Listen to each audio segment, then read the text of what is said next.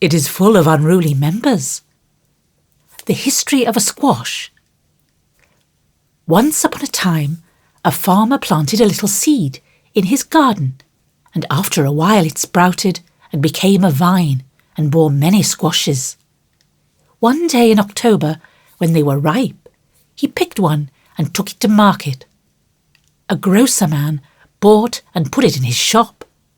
That same morning, a little girl in a brown hat and blue dress, with a round face and snub nose, went and bought it for her mother. She lugged it home, cut it up, and boiled it in the big pot, mashed some of it with salt and butter for dinner, and to the rest she added a pint of milk, 2 eggs, 4 spoons of sugar, nutmeg, and some crackers, put it in a deep dish, and baked it till it was brown and nice. And next day it was eaten by a family named March. T. Tupman. Mr. Pickwick, sir, I address you upon the subject of sin. The sinner, I mean, is a man named Winkle, who makes trouble in his club by laughing, and sometimes won't write his piece in this fine paper. I hope you will pardon his badness, and let him send a French fable, because he can't write out of his head, as he has so many lessons to do, and no brains. In future I will try to take time by the fetlock, and prepare some work which will be all comme il faut. That means all right, I am in haste, as it is nearly school time. Yours respectably, N. Winkle. The above is a manly and handsome acknowledgment of past misdemeanours. If our young friends studied punctuation, it would be well.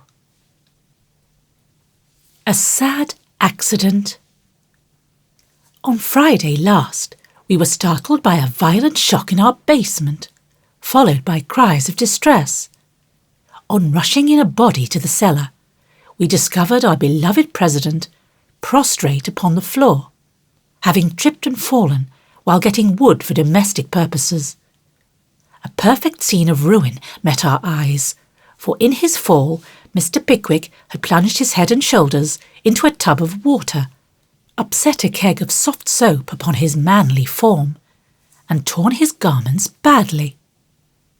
On being removed from this perilous situation, it was discovered that he had suffered no injury but several bruises, and we are happy to add, is now doing well. E.D. The public bereavement.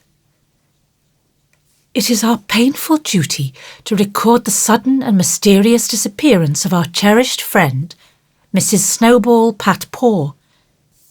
This lovely and beloved cat was the pet of a large circle of warm and admiring friends, for her beauty attracted all eyes, her graces and virtues endeared her to all hearts, and her loss is deeply felt by the whole community. When last seen, she was sitting at the gate watching the butcher's cart, and it is feared that some villain, tempted by her charms, basely stole her. Weeks have passed, but no trace of her has been discovered, and we relinquish all hope, tie a black ribbon to her basket, set aside her dish, and weep for her as one lost to us forever. A sympathising friend sends the following gem. A lament for S.B. Pat-Paw. We mourn the loss of our little pet, and sigh o'er her hapless fate. For never more by the fire she'll sit, nor play by the old green gate. The little grave where her infant sleeps is 'neath the chestnut tree, but o'er her grave we may not weep, we know not where it may be. Her empty bed, her idle ball, will never see her more. No gentle tap, no loving purr, is heard at the parlour door. Another cat comes after her mice, a cat with a dirty face, but she does not hunt as our darling did, nor play with her airy grace. Her stealthy paws tread the very hall where Snowball used to play, but she only spits at the dogs our pet so gallantly drove away. She is useful and mild, and does her best, but she is not fair to see, and we cannot give her your place, dear, nor worship her as we worship thee. A.S. Advertisements. Miss Oranthe Bluggage, the accomplished, strong-minded lecturer, will deliver her famous lecture on Woman and Her Position at Pickwick Hall next Saturday evening, after the usual performances. A weekly meeting will be held at Kitchen Place to teach young ladies how to cook. Hannah Brown will preside, and all are invited to attend. The Dustpan Society will meet on Wednesday next and parade in the upper story of the clubhouse. All members to appear in uniform and shoulder their brooms at 9 precisely. Mrs. Beth Bouncer will open her new assortment of dolls' millinery next week. The latest Paris fashions have arrived, and orders are respectfully solicited. A new play will appear at the Barnville Theatre in the course of a few weeks, which will surpass anything ever seen on the American stage. The Greek Slave, or Constantine the Avenger, is the name of this thrilling drama. Hints. If S.P. didn't use so much soap on his hands, he wouldn't always be late at breakfast. A.S. is requested not to whistle in the street. T.T. please don't forget Amy's napkin. N.W. must not fret because his dress has not 9 tucks. Weekly Report. Meg. Good. Joe. Bad. Beth. Very good. Amy. Middling.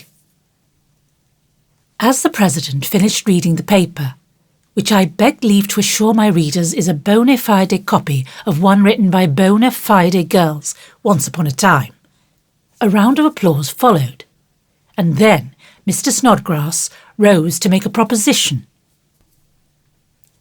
Mr. President and gentlemen, he began, assuming a parliamentary attitude and tone, I wish to propose the admission of a new member.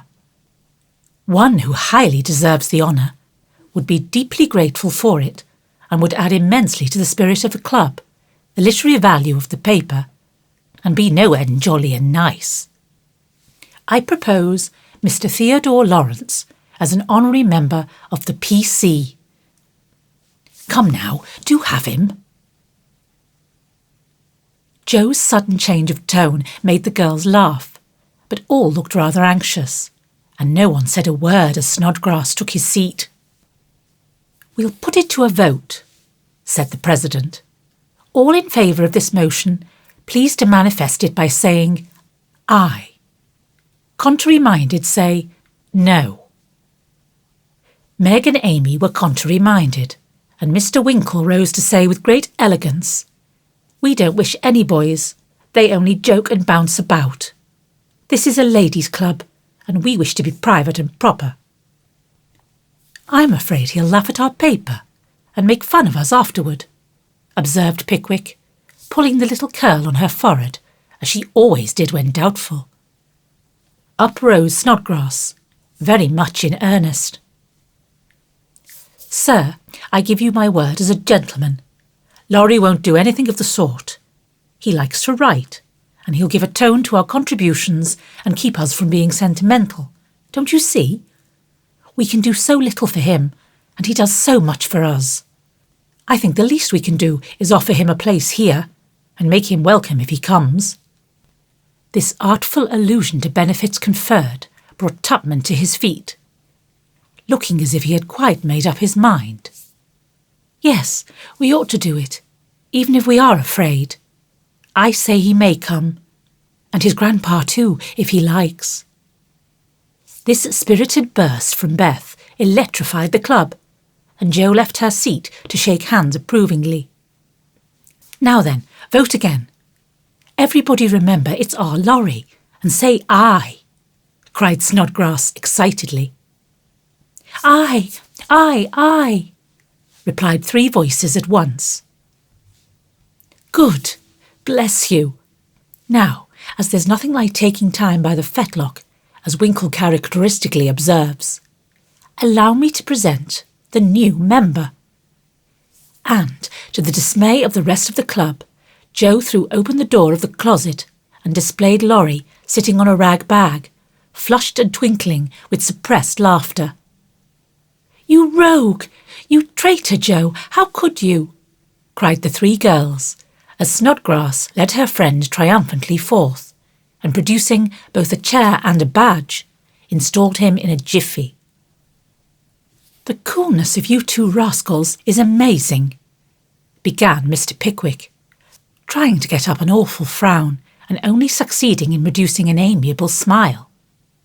But the new member was equal to the occasion, and rising with a grateful salutation to the chair, said in the most engaging manner, Mr. President and ladies, I beg pardon, gentlemen, allow me to introduce myself as Sam Weller, the very humble servant of the club. Good, good, cried Joe, pounding with the handle of the old warming pan on which she leaned. My faithful friend and noble patron, continued Laurie with a wave of the hand, who has so flatteringly presented me, is not to be blamed for the base stratagem of tonight. I planned it, and she only gave in after lots of teasing.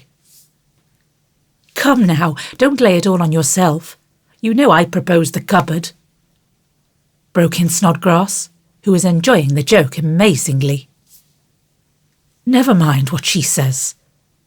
I'm the wretch that did it, sir, said the new member, with a Weller-esque nod to Mr. Pickwick. But on my honour, I never will do so again, and henceforth devote myself to the interest of this immortal club. Hear, hear, cried Joe, clashing the lid of the warming pan like a cymbal. Go on, added Winkle and Tupman, while the president bowed benignly. I merely wish to say that as a slight token of my gratitude for the honour done me, and as a means of promoting friendly relations between adjoining nations, I have set up a post office in the hedge in the lower corner of the garden, a fine, spacious building with padlocks on the doors and every convenience for the males, also the females, if I may be allowed the expression. It's the old Martin house, but I've stopped up the door and made the roof open, so it will hold all sorts of things and save our valuable time. Letters, manuscripts, books and bundles can be passed in there, and as each nation has a key, it will be uncommonly nice, I fancy. Allow me to present the club key, and with many thanks for your favour, take my seat. Great applause as Mr. Weller deposited a little key on the table and subsided. The warming pan clashed and waved wildly, and it was some time before order could be restored. A long discussion followed, and everyone came out surprising, for everyone did her best. So it was an unusually lively meeting, and did not adjourn till a late hour, when it broke up with 3 shrill cheers for the new member.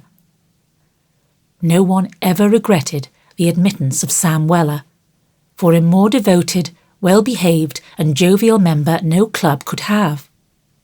He certainly did add spirit to the meetings, and a tone to the paper, for his orations convulsed his hearers, and his contributions were excellent, being patriotic, classical, comical or dramatic, but never sentimental.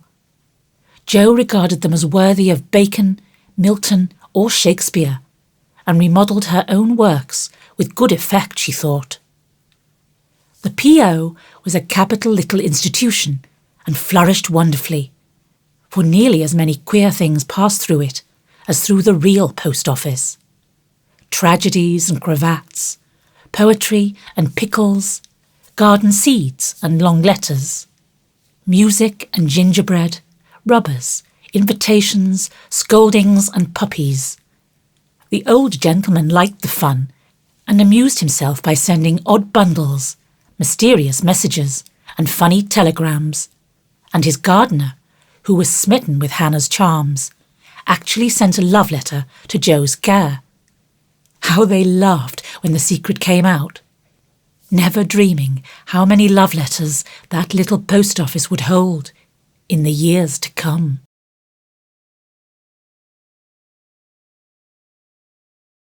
Chapter 11. The 1st of June. The Kings are off to the seashore tomorrow and I'm free. 3 months' vacation.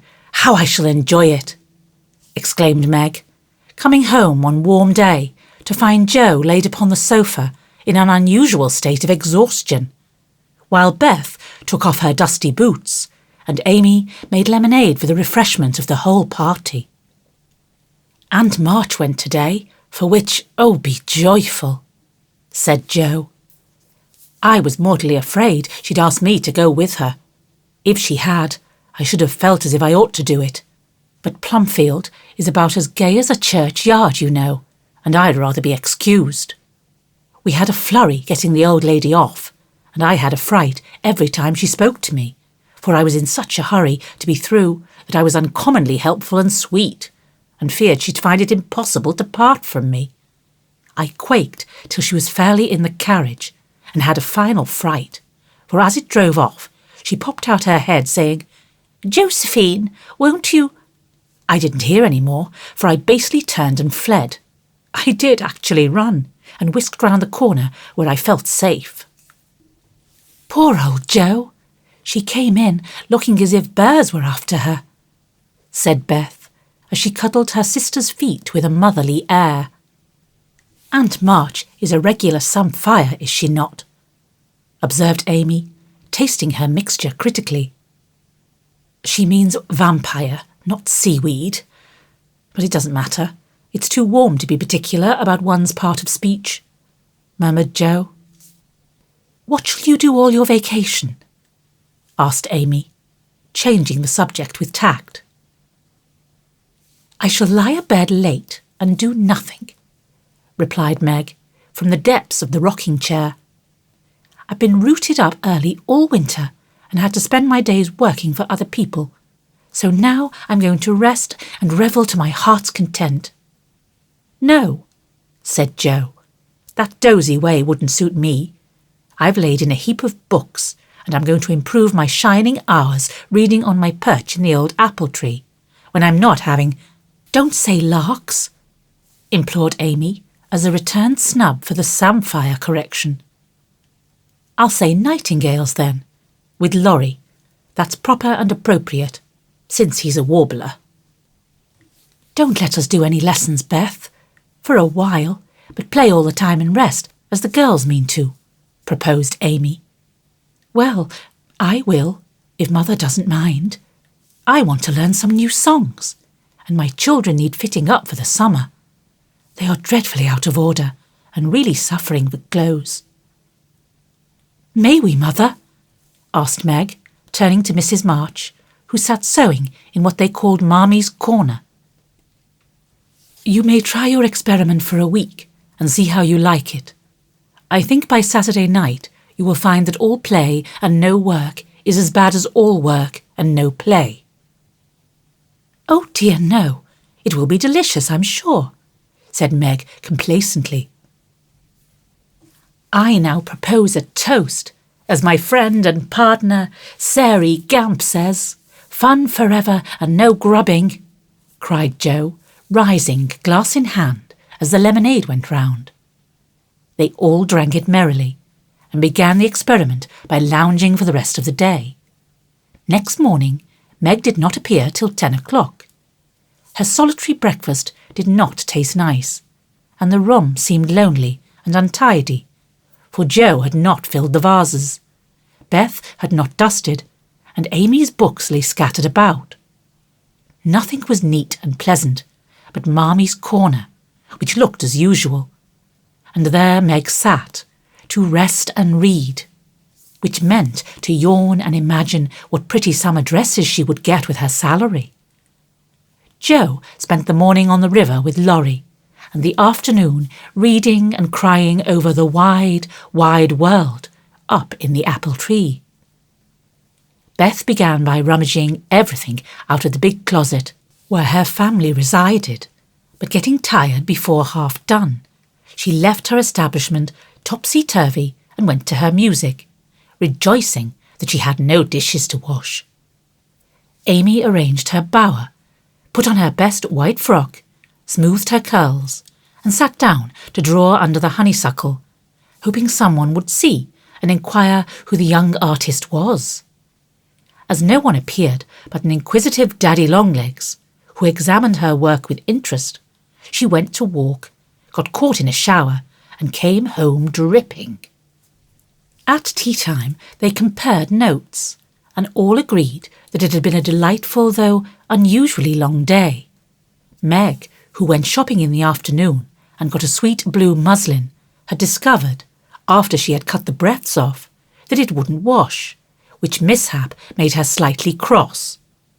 Jo had burned the skin off her nose boating and got a raging headache by reading too long. Beth was worried by the confusion of her closet and the difficulty of learning 3 or 4 songs at once.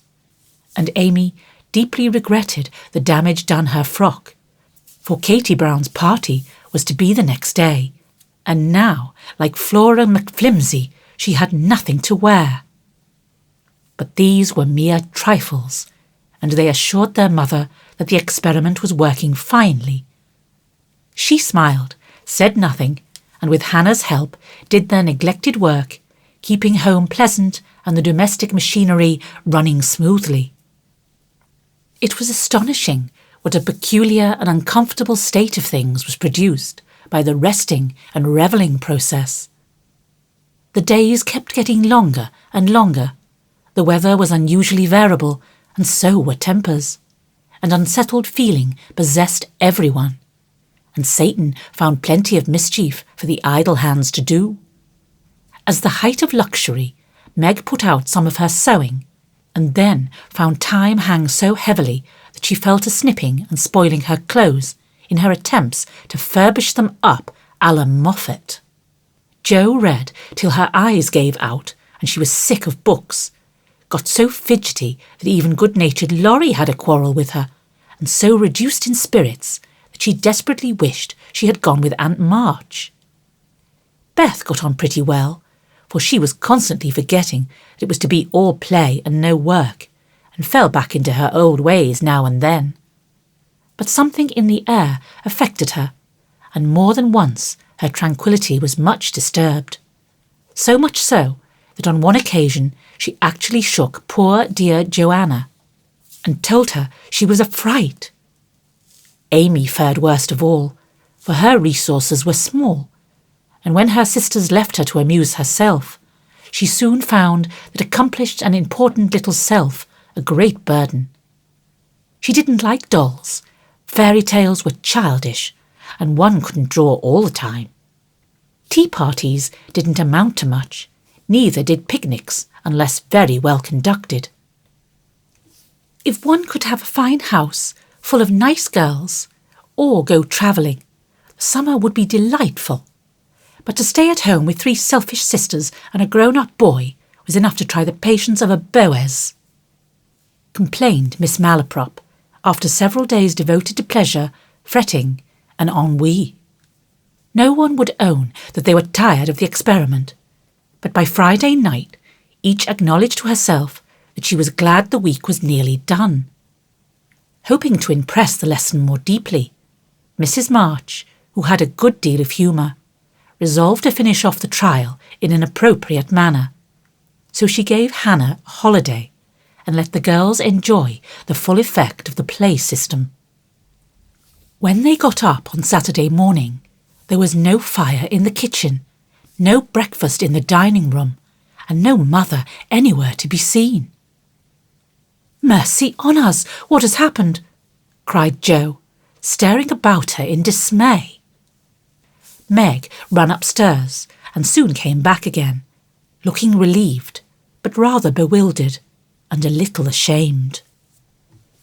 "Mother isn't sick, only very tired, and she says she is going to stay quietly in her room all day and let us do the best we can. It's a very queer thing for her to do.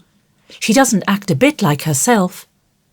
But she says it has been a hard week for her, so we mustn't grumble but take care of ourselves. That's easy enough, and I like the idea. I'm aching for something to do, that is, some new amusement, you know, added Jo quickly. In fact, it was an immense relief to them all to have a little work, and they took hold with a will, but soon realised the truth of Hannah's saying, "Housekeeping ain't no joke." There was plenty of food in the larder, and while Beth and Amy set the table, Meg and Jo got breakfast, wondering as they did why servants ever talked about hard work.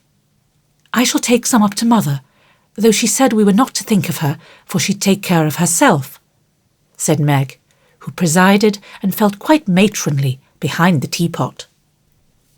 So a tray was fitted out before anyone began, and taken up with the cook's compliments. The boiled tea was very bitter, the omelette scorched, and the biscuits speckled with saleratus. But Mrs. March received her repast with thanks, and laughed heartily over it after Jo was gone. "Poor little souls, they will have a hard time, I'm afraid, but they won't suffer and it will do them good," she said, producing the more palatable viands with which she had provided herself, and disposing of the bad breakfast so that their feelings might not be hurt, a motherly little deception for which they were grateful. Many were the complaints below, and great the chagrin of the head cook at her failures. "Never mind, I'll get the dinner and be servant. You be mistress, keep your hands nice, see company and give orders," said Jo, who knew still less than Meg about culinary affairs. This obliging offer was gladly accepted, and Margaret retired to the parlour, which she hastily put in order by whisking the litter under the sofa and shutting the blinds to save the trouble of dusting. Jo, with perfect faith in her own powers and a friendly desire to make up the quarrel, immediately put a note in the office inviting Laurie to dinner. "You'd better see what you have got before you think of having company," said Meg, when informed of the hospitable but rash act. "Oh, there's corned beef and plenty of potatoes, and I shall get some asparagus and a lobster, for a relish, as Hannah says. We'll have lettuce and make a salad. I don't know how, but the book tells. I'll have blancmange and strawberries for dessert, and coffee too, if you want to be elegant. Don't try too many messes, Jo, for you can't make anything but gingerbread and molasses candy fit to eat. I wash my hands of the dinner party, and since you have asked Laurie on your own responsibility, you may just take care of him. I don't want you to do anything but be civil to him and help to the pudding. You'll give me your advice if I get in a muddle, won't you?" asked Jo, rather hurt. "Yes, but I don't know much, except about bread and a few trifles. You had better ask Mother's leave before you order anything," returned Meg prudently. "Of course I shall. I'm not a fool." And Jo went off in a huff at the doubts expressed of her powers. "Get what you like, and don't disturb me. I'm going out to dinner and can't worry about things at home," said Mrs. March when Jo spoke to her. "I never enjoyed housekeeping, and I'm going to take a vacation today, and read, write, go visiting, and amuse myself." The unusual spectacle of her busy mother rocking comfortably and reading early in the morning made Jo feel as if some unnatural phenomenon had occurred, for an eclipse, an earthquake, or a volcanic eruption would hardly have seemed stranger. "Everything is out of sorts somehow," she said to herself, going downstairs. "There's Beth crying. That's a sure sign that something is wrong in this family. If Amy is bothering, I'll shake her." Feeling very much out of sorts herself, Jo hurried into the parlour to find Beth sobbing over Pip, the canary, who lay dead in the cage, with his little claws pathetically extended, as if imploring the food for want of which he had died. "It's all my fault. I forgot him. There isn't a seed or a drop left. Oh, Pip! Oh, Pip, how could I be so cruel to you?" cried Beth, taking the poor thing in her hands and trying to restore him. Jo peeped into his half-open eye, felt his little heart, and finding him stiff and cold, shook her head and offered her domino box for a coffin. "Put him in the oven, and maybe he will get warm and revive," said Amy hopefully. "He's been starved, and he shan't be baked now he's dead. I'll make him a shroud, and he shall be buried in the garden, and I'll never have another bird, never, my Pip, for I am too bad to own one," murmured Beth, sitting on the floor with her pet folded in her hands. "The funeral shall be this afternoon, and we will all go.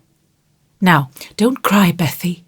It's a pity, but nothing goes right this week, and Pip has had the worst of the experiment. Make the shroud and lay him in my box, and after the dinner party we'll have a nice little funeral," said Jo, beginning to feel as if she had undertaken a good deal. Leaving the others to console Beth, she departed to the kitchen, which was in a most discouraging state of confusion. Putting on a big apron, she fell to work and got the dishes piled up ready for washing, when she discovered that the fire was out. "Here's a sweet prospect," muttered Jo, slamming the stove door open and poking vigorously among the cinders. Having rekindled the fire, she thought she would go to the market while the water heated. The walk revived her spirits, and flattered herself that she had made good bargains. She trudged home again after buying a very young lobster, some very old asparagus, and 2 boxes of acid strawberries. By the time she got cleared up, the dinner arrived, and the stove was red hot. Hannah had left a pan of bread to rise. Meg had worked it up early, set it on the hearth for a second rising, and forgotten it. Meg was entertaining Sally Gardner in the parlour when the door flew open and a flowery, crocky, flushed and dishevelled figure appeared, demanding tartly, "I say, isn't bread risen enough when it runs over the pans?" Sally began to laugh, but Meg nodded and lifted her eyebrows as high as they would go, which caused the apparition to vanish and put the sour bread into the oven without further delay. Mrs. March went out, after peeping here and there to see how matters went, also saying a word of comfort to Beth, who sat making a winding sheet, while the dear departed lay in state in the domino box. A strange sense of helplessness fell upon the girls as the grey bonnet vanished round the corner, and despair seized them when a few minutes later Miss Crocker appeared and said she'd come to dinner. Now, this lady was a thin, yellow spinster with a sharp nose and inquisitive eyes, who saw everything and gossiped about all she saw. They disliked her, but had been taught to be kind to her, simply because she was old and poor and had few friends. So Meg gave her the easy chair and tried to entertain her, while she asked questions, criticised everything, and told stories of the people whom she knew. Language cannot describe the anxieties, experiences, and exertions which Jo underwent that morning, and the dinner she served up became a standing joke. Fearing to ask any more advice, she did her best alone, and discovered that something more than energy and goodwill is necessary to make a cook. She boiled the asparagus for an hour, and was grieved to find the heads cooked off and the stalks harder than ever. The bread burned black, for the salad dressing so aggravated her that she could not make it fit to eat. The lobster was a scarlet mystery to her, but she hammered and poked till it was unshelled, and its meagre proportions concealed in a grove of lettuce leaves. potatoes had to be hurried, not to keep the asparagus waiting, and were not done at the last. The blancmange was lumpy, and the strawberries not as ripe as they looked, having been skilfully deaconed. Well, they can eat beef and bread and butter if they are hungry, only it's mortifying to have spent your whole morning for nothing, thought Jo, as she rang the bell half an hour later than usual and stood, hot, tired and dispirited, surveying the feast spread before Laurie, accustomed to all sorts of elegance, and Miss Crocker, whose tattling tongue would report them far and wide.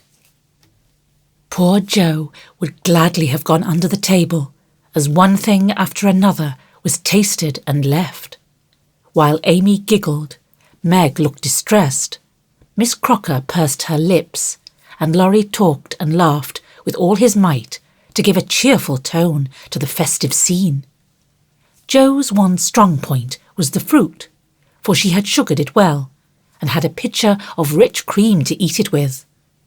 Her hot cheeks cooled a trifle, and she drew a long breath as the pretty glass plates went round, and everyone looked graciously at the little rosy islands floating in a sea of cream.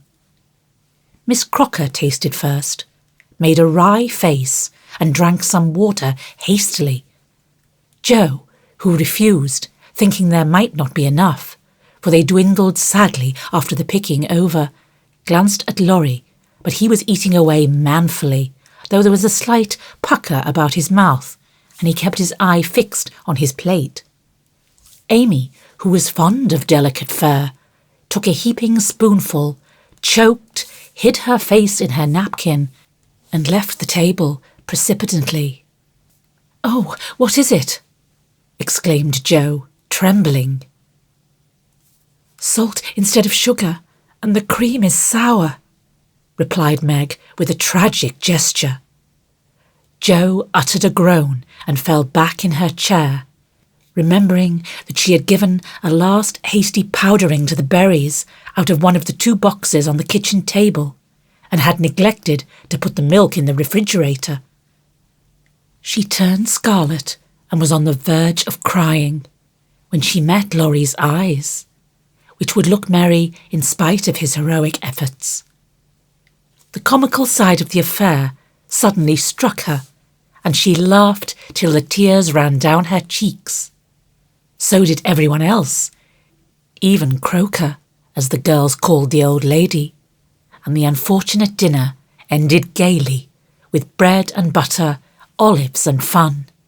I haven't the strength of mind enough to clear up now, so we will sober ourselves with a funeral, said Jo as they rose, and Miss Crocker made ready to go, being eager to tell the new story at another friend's dinner table. They did sober themselves for Beth's sake. Laurie dug a grave under the ferns in the grove. Little Pip was laid in, with many tears by his tender-hearted mistress, and covered with moss, while a wreath of violets and chickweed was hung on the stone which bore his epitaph, composed by Jo while she struggled with the dinner. Here lies Pip March, who died the 7th of June, loved and lamented sore, and not forgotten soon. At the conclusion of the ceremonies, Beth retired to her room, overcome with emotion and lobster, but there was no place of repose, for the beds were not made, and she found her grief much assuaged by beating up the pillows and putting things in order. Meg helped Jo clear away the remains of the feast, which took half the afternoon, and left them so tired that they agreed to be contented with tea and toast for supper. Laurie took Amy to drive, which was a deed of charity, for the sour cream seemed to have had a bad effect upon her temper. Mrs. March came home to find the 3 older girls hard at work in the middle of the afternoon, and a glance at the closet gave her an idea of the success of one part of the experiment. Before the housewives could rest, several people called, and there was a scramble to get ready to see them. Then tea must be got, errands done, and 1 or 2 necessary bits of sewing neglected until the last minute. As twilight fell, dewy and still, one by one they gathered on the porch where the June roses were budding beautifully, and each groaned or sighed as she sat down, as if tired or troubled. "What a dreadful day this has been," began Jo, usually the first to speak. "It has seemed shorter than usual, but so uncomfortable," said Meg.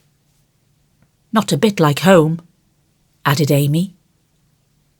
"It can't seem so without Marmee and little Pip," sighed Beth, glancing with full eyes at the empty cage above her head. "Here's Mother, dear, and you shall have another bird tomorrow, if you want it." As she spoke, Mrs. March came and took her place among them, looking as if her holiday had not been much pleasanter than theirs. "Are you satisfied with your experiment, girls, or do you want another week of it?" she asked, as Beth nestled up to her and the rest turned toward her with brightening faces as flowers turn toward the sun. "I don't," cried Jo decidedly. "Nor I," echoed the others. "You think, then, that it is better to have a few duties and live a little for others, do you?" "Lounging and larking doesn't pay," observed Jo, shaking her head. "I'm tired of it and mean to go to work at something right off." "Suppose you learn plain cooking. That's a useful accomplishment, which no woman should be without," said Mrs. March, laughing inaudibly at the recollection of Jo's dinner party, for she had met Miss Crocker and heard her account of it. "Mother, did you go away and let everything be, just to see how we'd get on?" cried Meg, who had had suspicions all day. "Yes. I wanted you to see how the comfort of all depends on each doing her share faithfully. While Hannah and I did your work, you got on pretty well, though I don't think you were very happy or amiable. So I thought, as a little lesson, I would show you what happens when everyone thinks only of herself. Don't you feel that it is pleasanter to help one another, to have daily duties which make leisure sweet when it comes, and to bear and forbear, that home may be comfortable and lovely to us all?" "We do, Mother, we do," cried the girls. "Then let me advise you to take up your little burdens again, for though they seem heavy sometimes, they are good for us, and lighten as we learn to carry them. Work is wholesome, and there is plenty for everyone. It keeps us from ennui and mischief, is good for health and spirits, and gives us a sense of power and independence, better than money or fashion. We'll work like bees and love it too, see if we don't," said Jo. "I'll learn plain cooking for my holiday task, and the dinner party I have shall be a success. I'll make the set of shirts for Father, instead of letting you do it, Marmee. I can and I will, though I'm not fond of sewing. That will be better than fussing over my own things, which are plenty nice enough as they are," said Meg. "I'll do my lessons every day and not spend so much time with my music and dolls. I am a stupid thing and ought to be studying, not playing," was Beth's resolution, while Amy followed their example by heroically declaring, "I shall learn to make buttonholes and attend to my parts of speech." "Very good. Then I am quite satisfied with the experiment, and fancy that we shall not have to repeat it. Only don't go to the other extreme and delve like slaves. Have regular hours for work and play. Make each day both useful and pleasant, and prove that you understand the worth of time by employing it well. Then youth will be delightful, old age will bring few regrets, and life become a beautiful success, in spite of poverty." "We'll remember, Mother." And they did.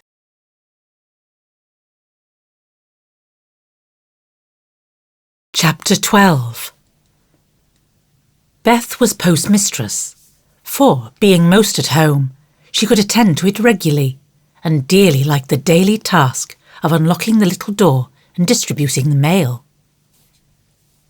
One July day, she came in with her hands full, and went about the house leaving letters and parcels like the penny post. "Here's your posy, Mother. Laurie never forgets that," she said, putting the fresh nosegay in the vase that stood in Marmy's corner, and was kept supplied by the affectionate boy. "Miss Meg March, 1 letter and a glove," continued Beth, delivering the articles to her sister, who sat near her mother, stitching wristbands.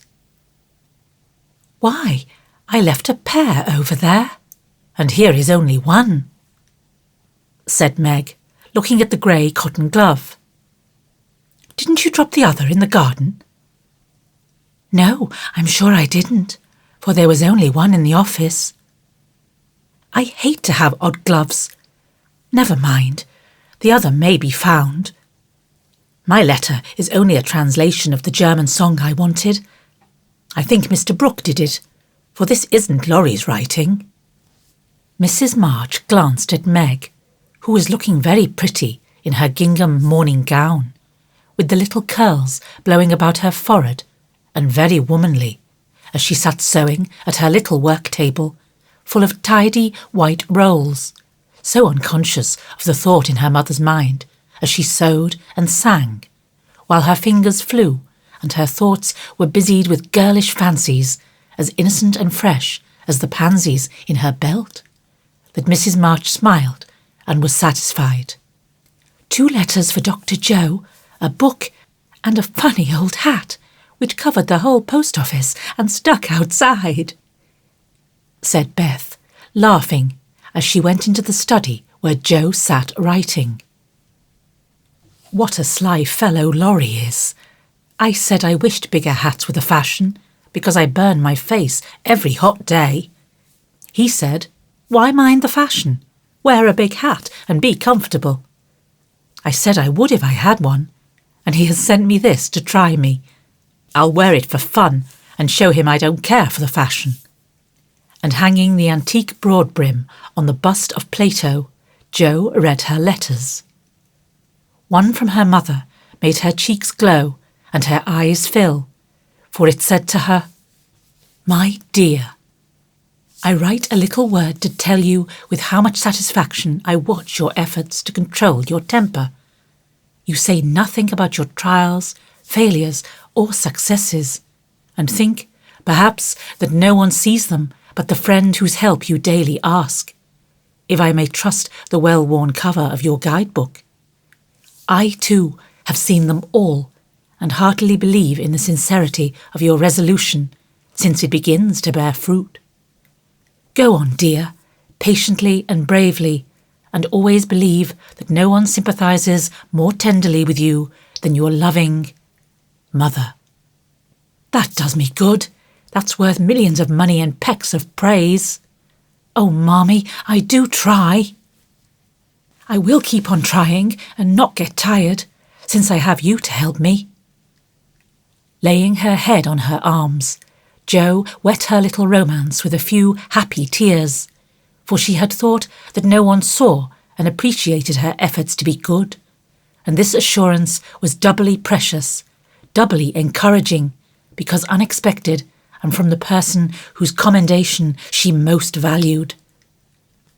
Feeling stronger than ever to meet and subdue her Apollyon, she pinned the note inside her frock as a shield and a reminder, lest she be taken unaware, and proceeded to open her other letter, quite ready for either good or bad news.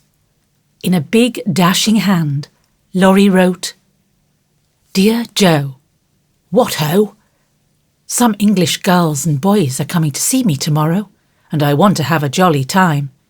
If it's fine, I'm going to pitch my tent in Long Meadow, and row up the whole crew to lunch and croquet, have a fire, make messes gypsy fashion, and all sorts of larks. They are nice people and like such things. Brooke will go to keep us boys steady, and Kate Vaughan will play propriety for the girls. I want you all to come.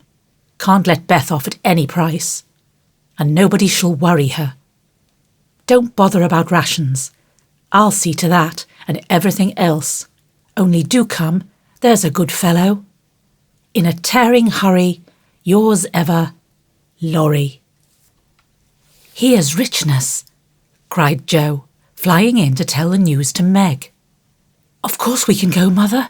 It will be such a help to Laurie, for I can row, and Meg see to the lunch, and the children be useful in some way. I hope the Vaughans are not fine grown-up people. Do you know anything about them, Jo? Asked Meg. Only that there are 4 of them. Kate is older than you, Fred and Frank, twins, about my age, and a little girl, Grace, who is 9 or 10. Laurie knew them abroad and liked the boys. I fancied, from the way he primed up his mouth in speaking of her, that he didn't admire Kate much. I'm so glad my French print is clean. It's just the thing, and so becoming, observed Meg complacently.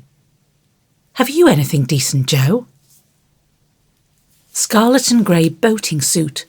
Good enough for me. I shall row and tramp about, so I don't want any starch to think of. You'll come, Betty? If you won't let any boys talk to me. Not a boy. I like to please Laurie, and I'm not afraid of Mr. Brooke. He is so kind. But I don't want to play, or sing, or say anything. I'll work hard and not trouble anyone, and you'll take care of me, Jo. So I'll go. That's my good girl. You do try to fight off your shyness, and I love you for it. Fighting faults isn't easy, as I know, and a cheery word kind of gives a lift. Thank you, Mother. And Jo gave the thin cheek a grateful kiss, more precious to Mrs. March than if it had given back the rosy roundness of her youth. I had a box of chocolate drops, and the picture I wanted to copy, said Amy, showing her mail. And I got a note from Mr. Lawrence, asking me to come over and play to him tonight, before the lamps are lighted, and I shall go, added Beth, whose friendship with the old gentleman prospered finely. Now, let's fly around and do double duty today, so that we can play tomorrow with free minds, said Jo, preparing to replace her pen with a broom. When the sun peeped into the girls' room early next morning to promise them a fine day, he saw a comical sight. Each had made such preparation for the fete as seemed necessary and proper. Meg had an extra row of little curl papers across her forehead. Jo had copiously anointed her afflicted face with cold cream. Beth had taken Joanna to bed with her to atone for the approaching separation. And Amy had capped the climax by putting a clothespin on her nose to uplift the offending feature. It was one of the kind artists use to hold the paper on their drawing boards, therefore quite appropriate and effective for the purpose it was now being put. This funny spectacle appeared to amuse the sun, for he burst out with such radiance that Jo woke up and roused her sisters by a hearty laugh at Amy's ornament. Sunshine and laughter were good omens for a pleasure party, and soon a lively bustle began in both houses. Beth, who was ready first, kept reporting what went on next door, and enlivened her sisters' toilets by frequent telegrams from the window. There goes the man with the tent. I see Mrs. Barker doing up the lunch in a hamper and a great basket. Now Mr. Lawrence is looking up at the sky and the weathercock. I wish he would go too. There's Laurie, looking like a sailor. Nice boy. Oh, mercy me. Here's a carriage full of people, a tall lady, a little girl, and 2 dreadful boys. One is lame, poor thing. He's got a crutch. Laurie didn't tell us that. Be quick, girls, it's getting late. Why, there is Ned Moffat, I do declare. Meg, isn't that the man who bowed to you one day when we were shopping? So it is. How queer that he should come. I thought he was at the mountains. There is Sally. I'm glad she got back in time. Am I all right, Joe? Cried Meg in a flutter. A regular daisy. Hold up your dress and put your hat on straight. It looks sentimental tipped that way and will fly off at the first puff. Now then, come on. Oh, Joe, you are not going to wear that awful hat. It's too absurd. You shall not make a guy of yourself, remonstrated Meg, as Joe tied down with a red ribbon the broad-brimmed, old-fashioned leghorn Laurie had sent for a joke. I just will, though, for it's capital, so shady, light and big. It will make fun, and I don't mind being a guy if I'm comfortable. With that, Joe marched straight away, and the rest followed. A bright little band of sisters, all looking their best in summer suits, with happy faces under the jaunty hat brims. Laurie ran to meet and present them to his friends in the most cordial manner. The lawn was the reception room, and for several minutes a lively scene was enacted there. Meg was grateful to see that Miss Kate, though 20, was dressed with a simplicity which American girls would do well to imitate, and who was much flattered by Mr. Ned's assurances that he came especially to see her. Joe understood why Laurie primmed up his mouth when speaking of Kate, for that young lady had a stand-off don't-touch-me air, which contrasted strongly with the free and easy demeanour of the other girls. Beth took an observation of the new boys and decided that the lame one was not dreadful, but gentle and feeble, and she would be kind to him on that account. Amy found Grace a well-mannered, merry little person, and after staring dumbly at one another for a few minutes, they suddenly became very good friends. Tents, lunch, and croquet utensils having been sent on beforehand, the party was soon embarked, and the two boats pushed off together, leaving Mr. Lawrence waving his hat on the shore. Laurie and Joe rowed one boat, Mr. Brooke and Ned the other, while Fred Vaughan, the riotous twin, did his best to upset both by paddling about in a wherry like a disturbed water-bug. Joe's funny hat deserved a vote of thanks, for it was of general utility. It broke the ice in the beginning by producing a laugh. It created quite a refreshing breeze, flapping to and fro as she rowed, and would make an excellent umbrella for the whole party if a shower came up, she said. Miss Kate decided that she was odd, but rather clever, and smiled upon her from afar. Meg, in the other boat, was delightfully situated, face to face with the rowers, who both admired the prospect and feathered their oars with uncommon skill and dexterity. Mr. Brooke was a grave, silent young man, with handsome brown eyes and a pleasant voice. Meg liked his quiet manners, and considered him a walking encyclopedia of useful knowledge.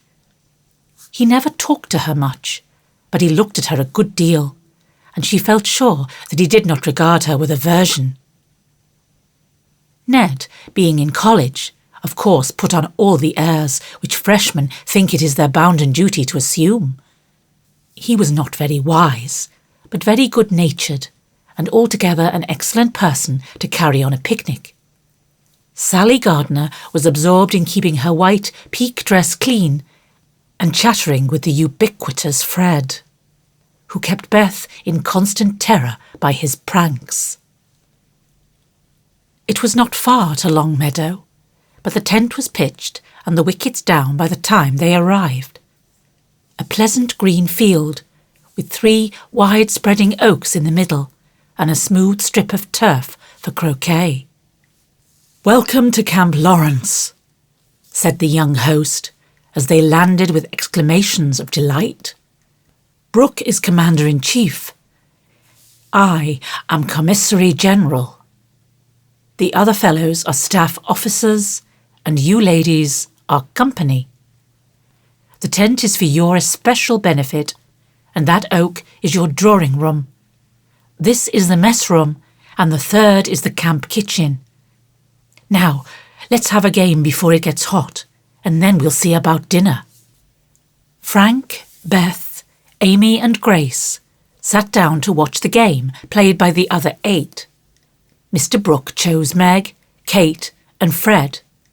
Laurie took Sally, Joe and Ned. The English played well, but the Americans played better and contested every inch of the ground as strongly as if the spirit of '76 inspired them. Joe and Fred had several skirmishes and once narrowly escaped high words. Joe was through the last wicket and had missed the stroke, which failure ruffled her a good deal. Fred was close behind her, and his turn came before hers. He gave a stroke, his ball hit the wicket and stopped an inch on the wrong side. No one was very near, and running up to examine, he gave it a slight nudge with his toe, which put it just an inch on the right side. "I'm through." "Now, Miss Joe, I'll settle you and get in first," cried the young gentleman, swinging his mallet for another blow. "You pushed it. I saw you." "It's my turn now," said Joe sharply. "Upon my word, I didn't move it. It rolled a bit, perhaps, but that is allowed. So stand off, please, and let me have a go at the stake.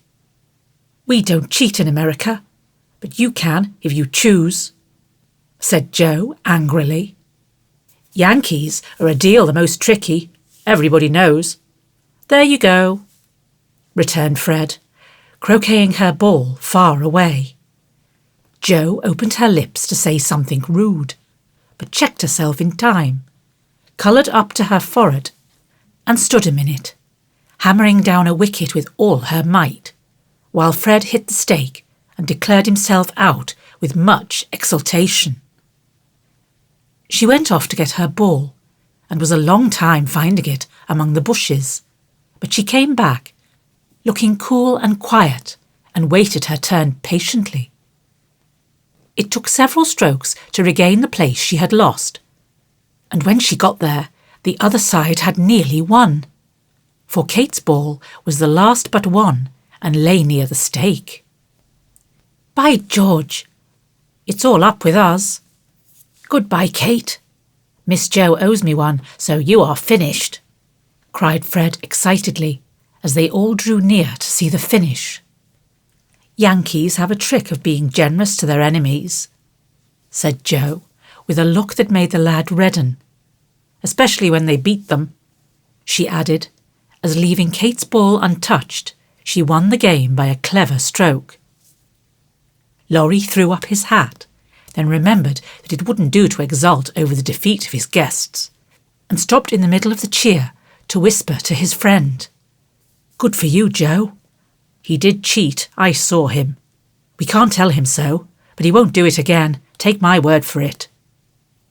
Meg drew her aside, under pretence of pinning up a loose braid, and said approvingly, "It was dreadfully provoking, but you kept your temper, and I'm so glad, Joe." "Don't praise me, Meg, for I could box his ears this minute. I should certainly have boiled over if I hadn't stayed among the nettles till I got my rage under control, enough to hold my tongue. It's simmering now, so I hope he'll keep out of my way," returned Joe, biting her lips as she glowered at Fred from under her big hat. "Time for lunch," said Mr. Brooke, looking at his watch.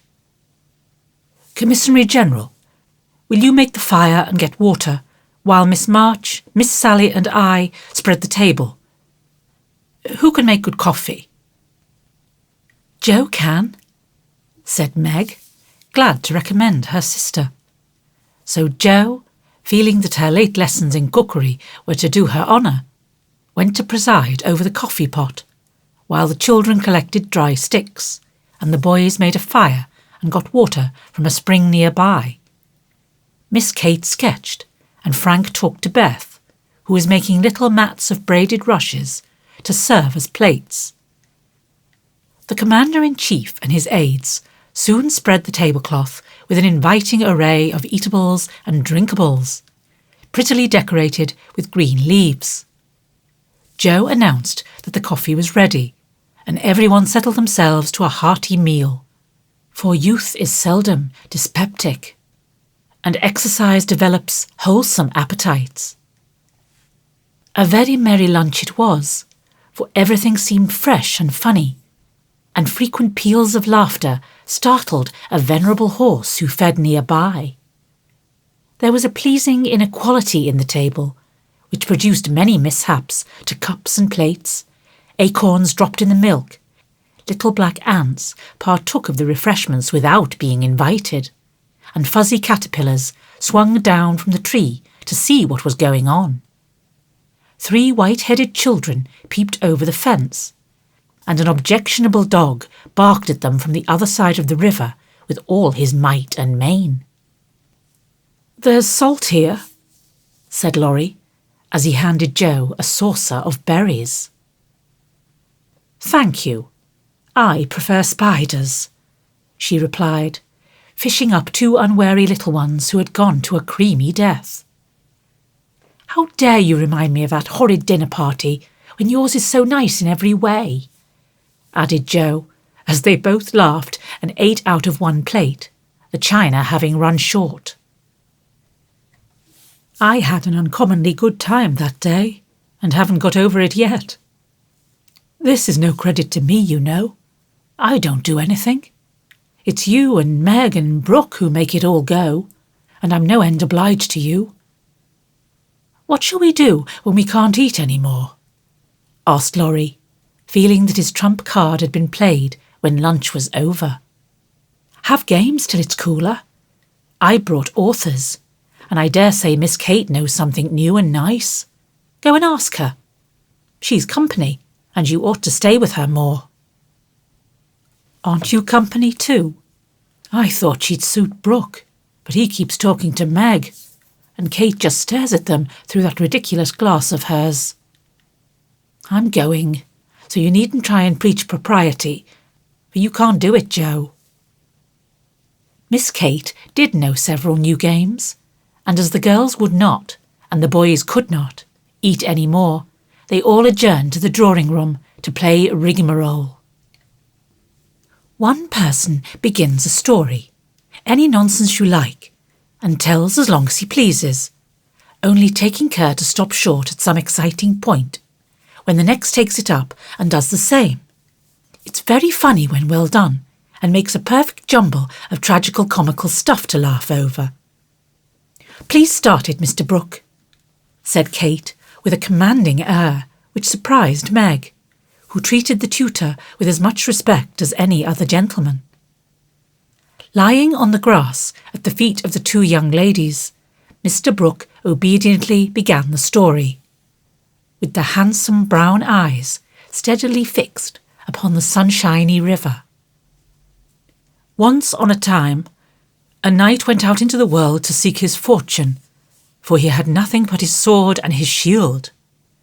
He travelled a long while, nearly 28 years, and had a hard time of it, till he came to the palace of a good old king, who had offered a reward to anyone who could tame and train a fine but unbroken colt, of which he was very fond.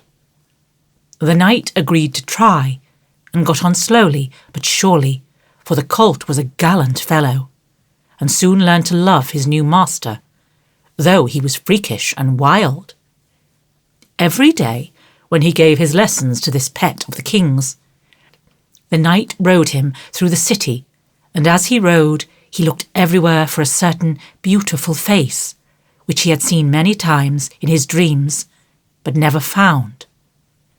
One day, as he went prancing down a quiet street, he saw at the window of a ruinous castle the lovely face. He was delighted, inquired who lived in this old castle, and was told that several captive princesses were kept there by a spell, and spun all day to lay up money to buy their liberty. The knight wished intensely that he could free them, but he was poor and could only go by each day, watching for the sweet face and longing to see it out in the sunshine. At last he resolved to get into the castle and ask how he could help them. He went and knocked. The great door flew open, and he beheld a ravishingly lovely lady, who exclaimed with a cry of rapture, "At last! At last!" continued Kate, who had read French novels and admired the style. "'Tis she!" cried Count Gustave, and fell at her feet in an ecstasy of joy. "Oh, rise," she said, extending a hand of marble fairness. "Never, till you tell me how I may rescue you," swore the knight, still kneeling. "Alas, my cruel fate condemns me to remain here till my tyrant is destroyed." "Where is the villain?" "In the mauve salon. Go, brave heart, and save me from despair." "I obey, and return victorious or dead." With these thrilling words he rushed away, and flinging open the door of the mauve salon, was about to enter when he received a stunning blow from the big Greek lexicon, which an old fellow in a black gown fired at him. Said Ned. Instantly, Sir What's-his-name recovered himself, pitched the tyrant out of the window, and turned to join the lady. Victorious, but with a bump on his brow, found the door locked, tore up the curtains, made a rope ladder, got halfway down when the ladder broke, and he went headfirst into the moat 60 feet below. Could swim like a duck, paddled round the castle till he came to a little door guarded by 2 stout fellows, knocked their heads together till they cracked like a couple of nuts. Then, by a trifling exertion of his prodigious strength, he smashed in the door, went up a pair of stone steps covered with dust a foot thick, toads as big as your fist, and spiders that would frighten you into hysterics, Miss March. At the top of these steps he became plump upon a sight that took his breath away and chilled his blood. A tall figure, all in white with a veil over its face and a lamp in its wasted hand. Went on Meg. It beckoned, gliding noiselessly before him down a corridor as dark and cold as any tomb. Shadowy effigies in armour stood on either side. A dead silence reigned. The lamp burned blue, and the ghostly figure, ever and anon, turned its face toward him, showing the glitter of awful eyes through its white veil. They reached a curtained door, behind which sounded lovely music. He sprang forward to enter, but the spectre plucked him back and waved threateningly before him a "snuff-box," said Joe in a sepulchral tone which convulsed the audience. "Thankee," said the knight politely, as he took a pinch and sneezed 7 times so violently that his head fell off. "Ha ha!" laughed the ghost, and having peeped through the keyhole at the princess's spinning away for dear life, the evil spirit picked up her victim and put him in a large tin box, where there were 11 other knights packed together without their heads, like sardines, who all rose and began to dance a hornpipe. Cut in Fred, as Joe paused for breath. And as they danced, the rubbishy old castle turned to a man of war in full sail. Up with the jib, reef the tops and halyards, helm hardy lee, and man the guns, roared the captain, as a Portuguese pirate hove in sight, with a flag black as ink flying from her foremast. "Go in and win, me hearties," says the captain, and a tremendous fight began. Of course, the British beat. They always do. "No, they don't," cried Joe, aside. Having taken the pirate captain prisoner, sailed slap over the schooner, whose decks were piled high with dead, and whose lee scuppers ran blood, for the order had been cutlasses and die hard. Boatswain's mate, take a bite of the flying jib sheet, and start this villain if he doesn't confess his sins double quick, said the British captain. The Portuguese held his tongue like a brick and walked the plank, while the jolly tars cheered like mad. But the sly dog dived, came up under the man-of-war, scuttled her, and down she went with all sail set, to the bottom of the sea, where— "Oh, gracious, what shall I say?" cried Sally, as Fred ended his rigmarole, in which he had jumbled together pell-mell nautical phrases and facts out of one of his favourite books.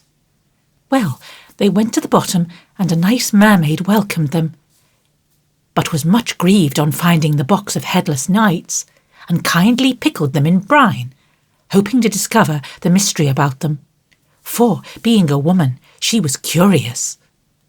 By and by, a diver came down, and the mermaid said, "I'll give you a box of pearls if you can take it up," for she wanted to restore the poor things to life, and couldn't raise the heavy load herself.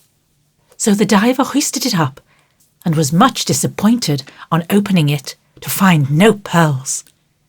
He left it in a great lonely field, where it was found by a little goose girl who kept 100 fat geese in the field, said Amy, when Sally's invention gave out. The little girl was sorry for them, and asked an old woman what she should do to help them. "Your geese will tell you, they know everything," said the old woman. So she asked what she could use for new heads, since the old ones were lost, and all the geese opened their 100 mouths and screamed, "Cabbages," continued Laurie promptly. "Just the thing," said the girl, and ran to get 12 fine ones from her garden. She put them on. The knights revived at once, thanked her, and went on their way rejoicing, never knowing the difference, for there were so many other heads like them in the world that no one thought anything of it. The knight in whom I'm interested went back to find the pretty face, and learned that the princesses had spun themselves free and all gone and married, but one. He was in a great state of mind at that, and mounting the colt, who stood by him through thick and thin, rushed to the castle to see which was left. Peeping over the hedge, he saw the queen of his affections picking flowers in her garden. "Will you give me a rose?" said he. "You must come and get it. I can't come to you, it isn't proper," said she, as sweet as honey. He tried to climb over the hedge, but it seemed to grow higher and higher. Then he tried to push through, but it grew thicker, and he was in despair. So he patiently broke twig after twig till he had made a little hole through which he peeped, saying imploringly, "Let me in, let me in." But the pretty princess did not seem to understand, for she picked her roses quietly and left him to fight his way in. Whether he did or not, Frank will tell you. "I can't. I'm not playing. I never do," said Frank, dismayed at the sentimental predicament out of which he was to rescue the absurd couple. Beth had disappeared behind Joe, and Grace was asleep. "So, the poor knight is to be left sticking in the hedge, is he?" asked Mr. Brooke, still watching the river, and playing with the wild rose in his buttonhole. "I guess the princess gave him a posy, and opened the gate after a while," said Laurie, smiling to himself, as he threw acorns at his tutor. "What a piece of nonsense we have made. With practice we might do something quite clever. Do you know Truth?" "I hope so," said Meg soberly. "The game, I mean." "What is it?" said Fred. "Why, you pile up your hands, choose a number, and draw out in turn, and the person who draws at the number has to answer truly any question put by the rest. It's great fun." "Let's try it," said Joe, who liked new experiments. Miss Kate and Mr. Brooke, Meg and Ned declined, but Fred, Sally, Joe and Laurie piled and drew, and the lot fell to Laurie. "Who are your heroes?" asked Joe. grandfather, and Napoleon. Which lady here do you think prettiest? Said Sally. Margaret. Which do you like best? From Fred. Jo, of course. What silly questions you ask. And Jo gave a disdainful shrug, as the rest laughed at Laurie's matter-of-fact tone. Try again. Truth isn't a bad game, said Fred. It's a very good one for you, retorted Jo in a low voice. Her turn came next. What is your greatest fault? Asked Fred, by way of testing in her the virtue he lacked himself. A quick temper. What do you most wish for? Said Laurie. A pair of boot lacings, returned Jo, guessing and defeating his purpose. Not a true answer. You must say what you really do want most. Genius. Don't you wish you could give it to me, Laurie? And she slyly smiled in his disappointed face. What virtues do you most admire in a man? Asked Sally. Courage and honesty. Now my turn, said Fred, as his hand came last. Let's give it to him, whispered Laurie to Jo, who nodded and asked at once. Didn't you cheat at croquet? Well, yes, a little bit. Good. Didn't you take your story out of the Sea Lion? Said Laurie. Rather. Don't you think the English nation perfect in every respect? Asked Sally. I should be ashamed of myself if I didn't. He's a true John Bull. Now, Miss Sally, you shall have a chance without waiting to draw. I'll harrow up your feelings first by asking if you don't think you are something of a flirt, said Laurie, as Jo nodded to Fred as a sign that peace was declared. You impertinent boy! Of course I'm not, exclaimed Sally with an air that proved the contrary. What do you hate most? Asked Fred. Spiders and rice pudding. What do you like best? Asked Jo. Dancing and French gloves. Well, I think Truth is a very silly play. Let's have a sensible game of authors to refresh our minds, proposed Jo. Ned, Frank, and the little girls joined in this, and while it went on, the three elders sat apart, talking. Miss Kate took out her sketch again, and Margaret watched her, while Mr. Brooke lay on the grass with a book, which he did not read. How beautifully you do it! I wish I could draw, said Meg, with mingled admiration and regret in her voice. Why don't you learn? I should think you had taste and talent for it, replied Miss Kate graciously. I haven't time. Your mamma prefers other accomplishments, I fancy. So did mine, but I proved to her that I had talent by taking a few lessons privately, and then she was quite willing I should go on. Can't you do the same with your governess? I have none. I forgot.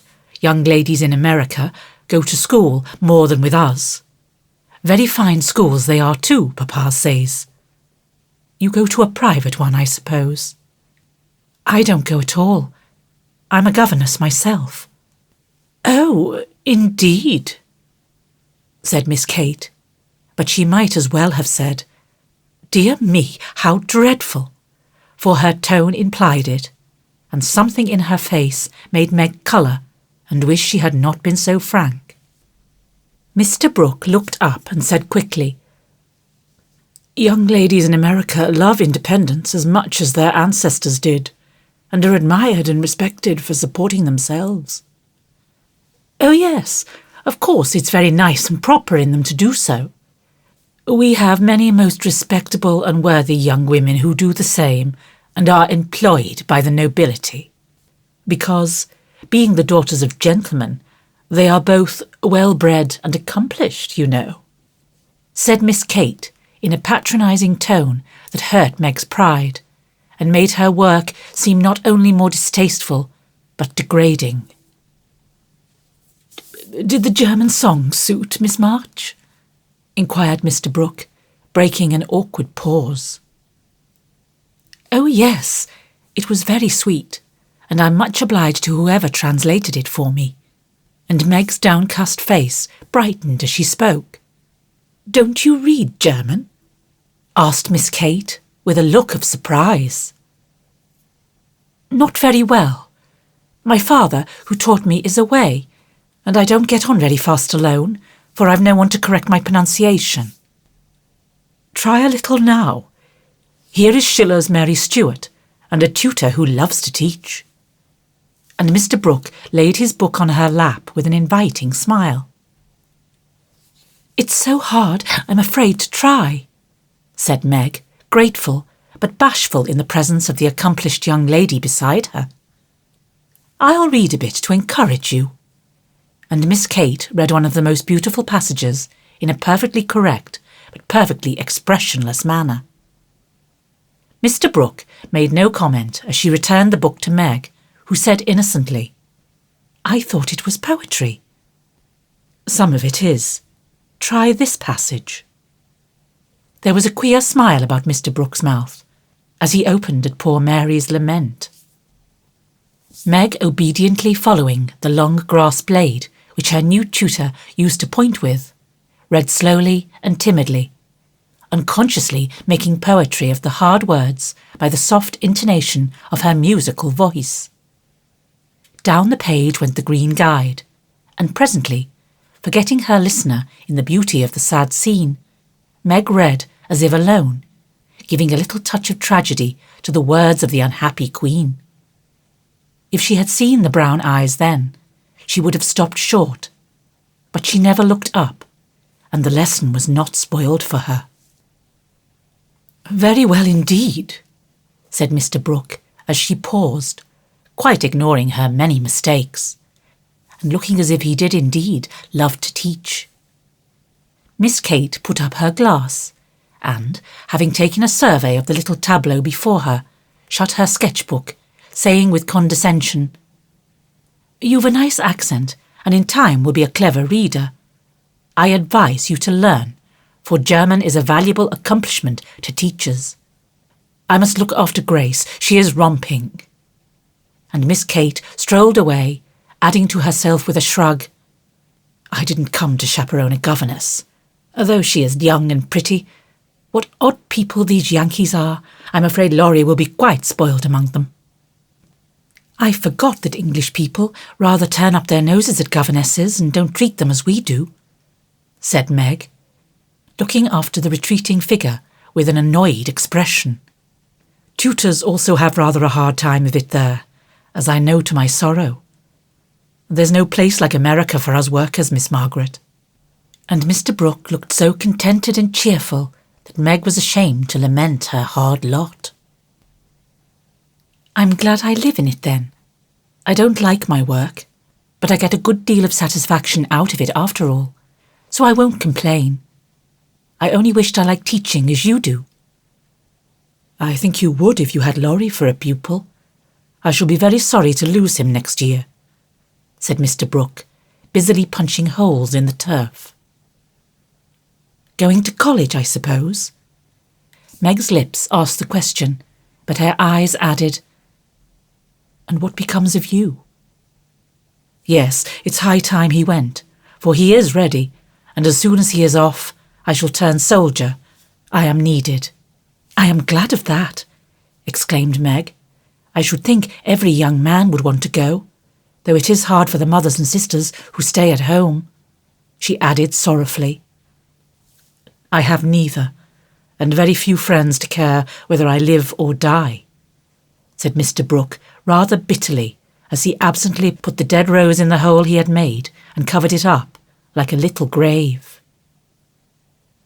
"Laurie and his grandfather would care a great deal, and we should all be very sorry to have any harm happen to you," said Meg heartily.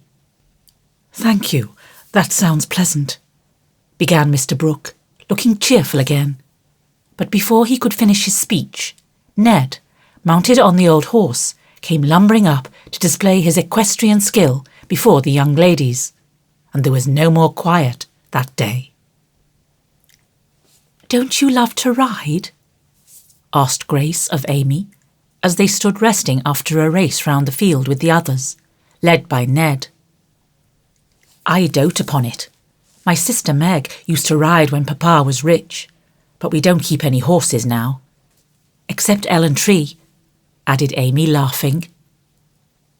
"Tell me about Ellen Tree. Is it a donkey?" asked Grace curiously. "Why, you see, Joe is crazy about horses, and so am I. But we've only got an old side saddle and no horse. Out in our garden is an apple tree that has a nice low branch, so Joe put the saddle on it, fixed some reins on the part that turns up, and we bounce away on Ellen Tree whenever we like." "How funny," laughed Grace. "I have a pony at home and ride nearly every day in the park with Fred and Kate. It's very nice, for my friends go too, and the Row is full of ladies and gentlemen."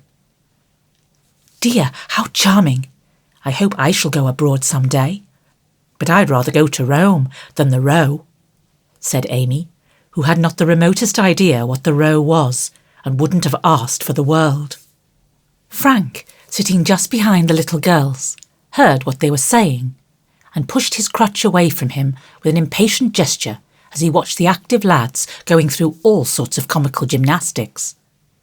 Beth, who was collecting the scattered author cards, looked up and said in her shy yet friendly way, "I'm afraid you are tired.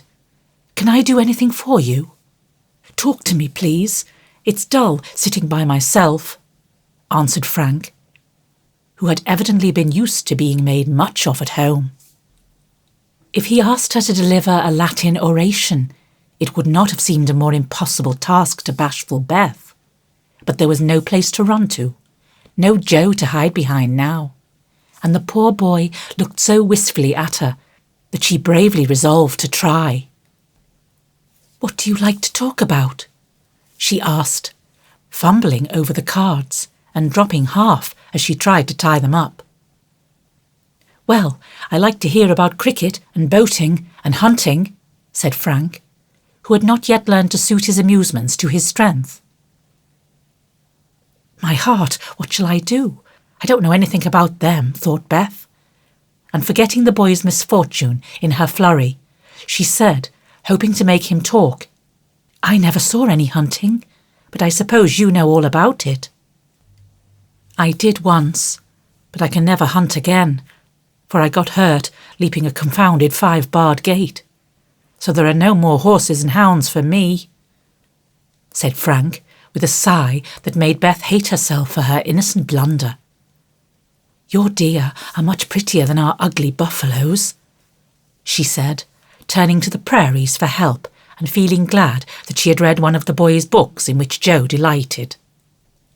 Buffaloes proved soothing and satisfactory, and in her eagerness to amuse another, Beth forgot herself and was quite unconscious of her sister's surprise and delight at the unusual spectacle of Beth talking away to one of the dreadful boys against whom she had begged protection.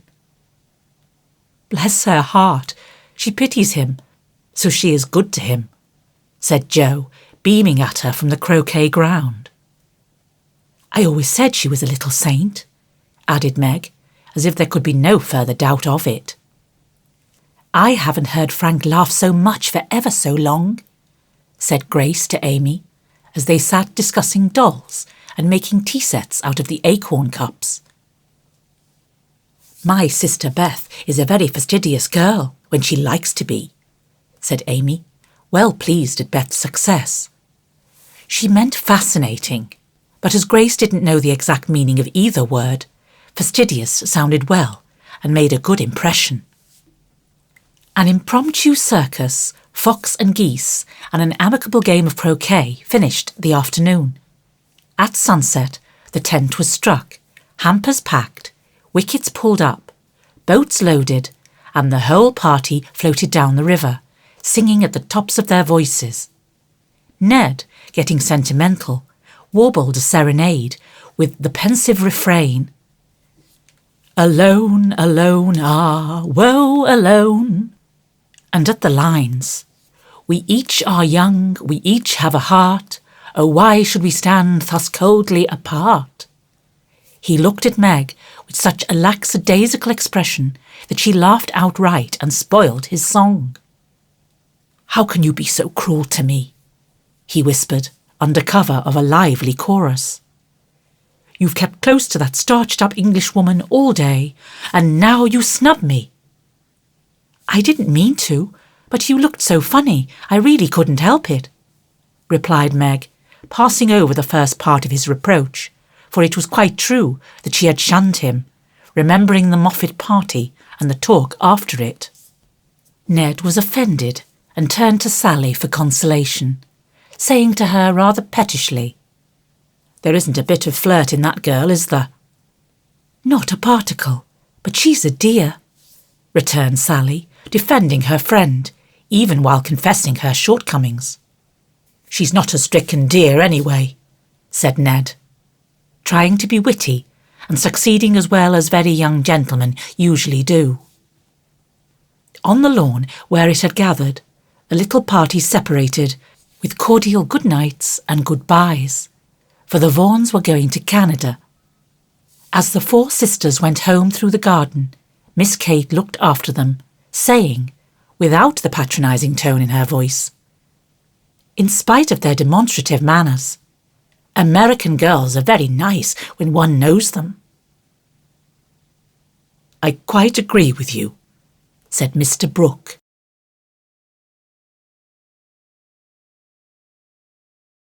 Chapter 13. Laurie lay luxuriously swinging to and fro in his hammock one warm September afternoon, wondering what his neighbours were about, but too lazy to go and find out. He was in one of his moods, for the day had been both unprofitable and unsatisfactory, and he was wishing he could live it over again.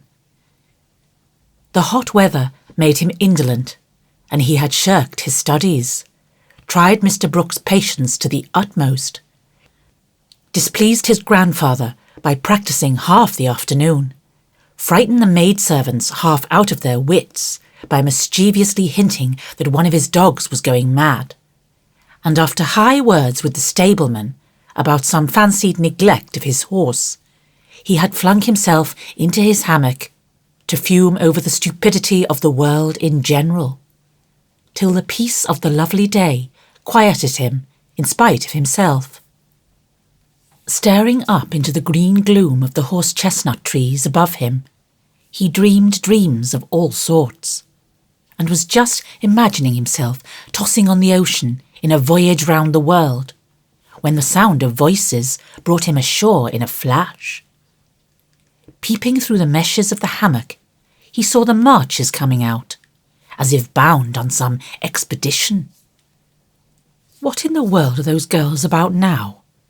thought Laurie, opening his sleepy eyes to take a good look, for there was something rather peculiar in the appearance of his neighbours.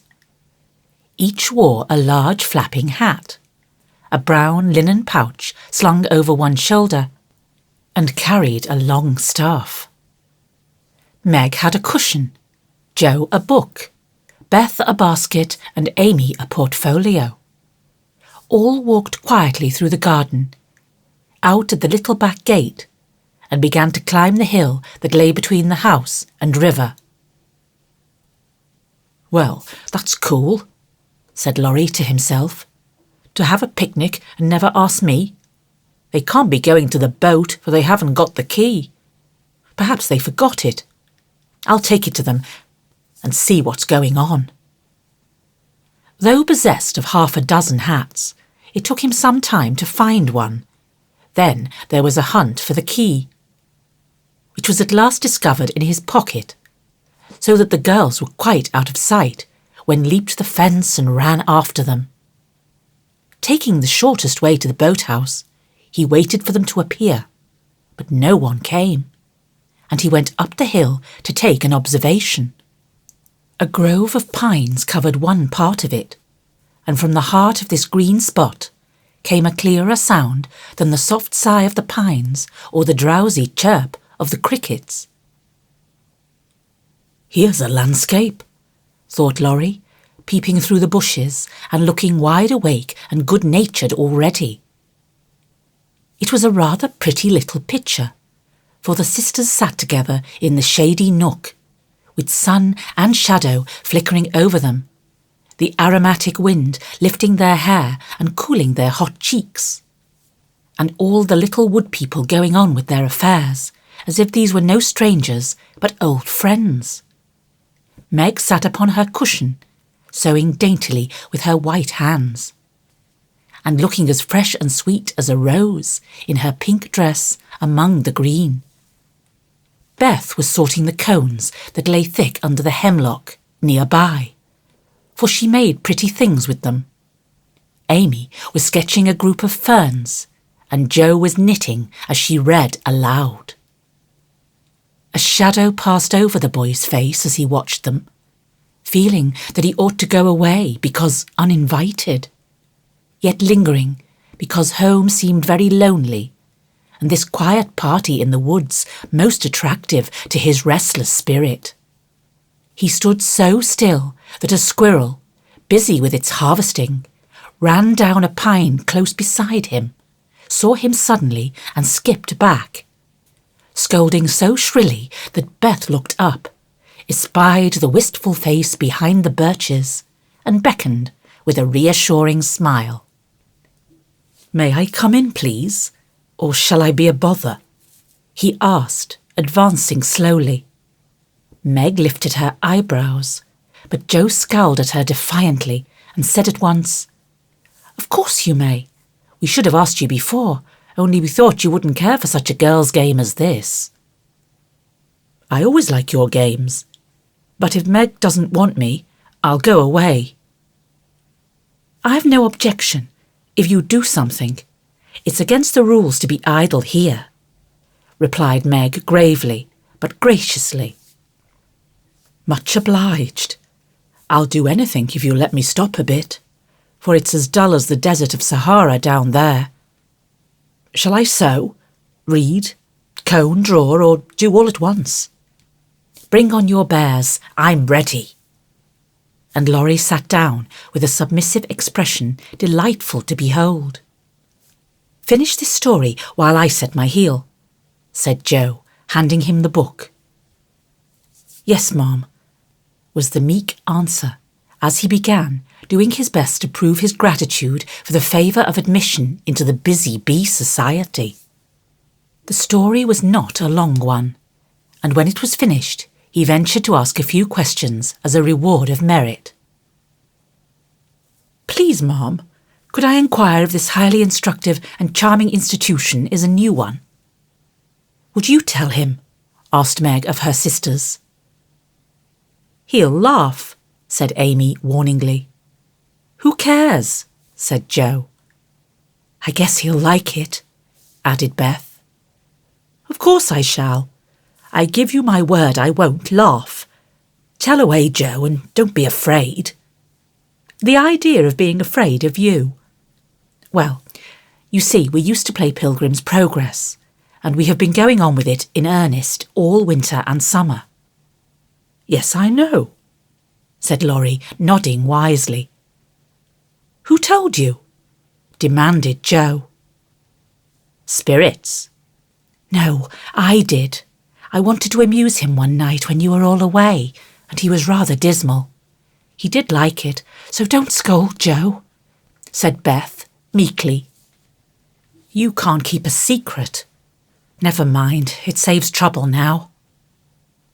"Go on, please," said Laurie, as Jo became absorbed in her work, looking a trifle displeased. "Oh, didn't she tell you about this new plan of ours? Well, we have tried not to waste our holiday, but each has had a task and worked at it with a will. The vacation is nearly over, the stints are all done, and we are ever so glad that we didn't dawdle." "Yes, I should think so." And Laurie thought regretfully of his own idle days. "Mother likes to have us out of doors as much as possible, so we bring our work here and have nice times.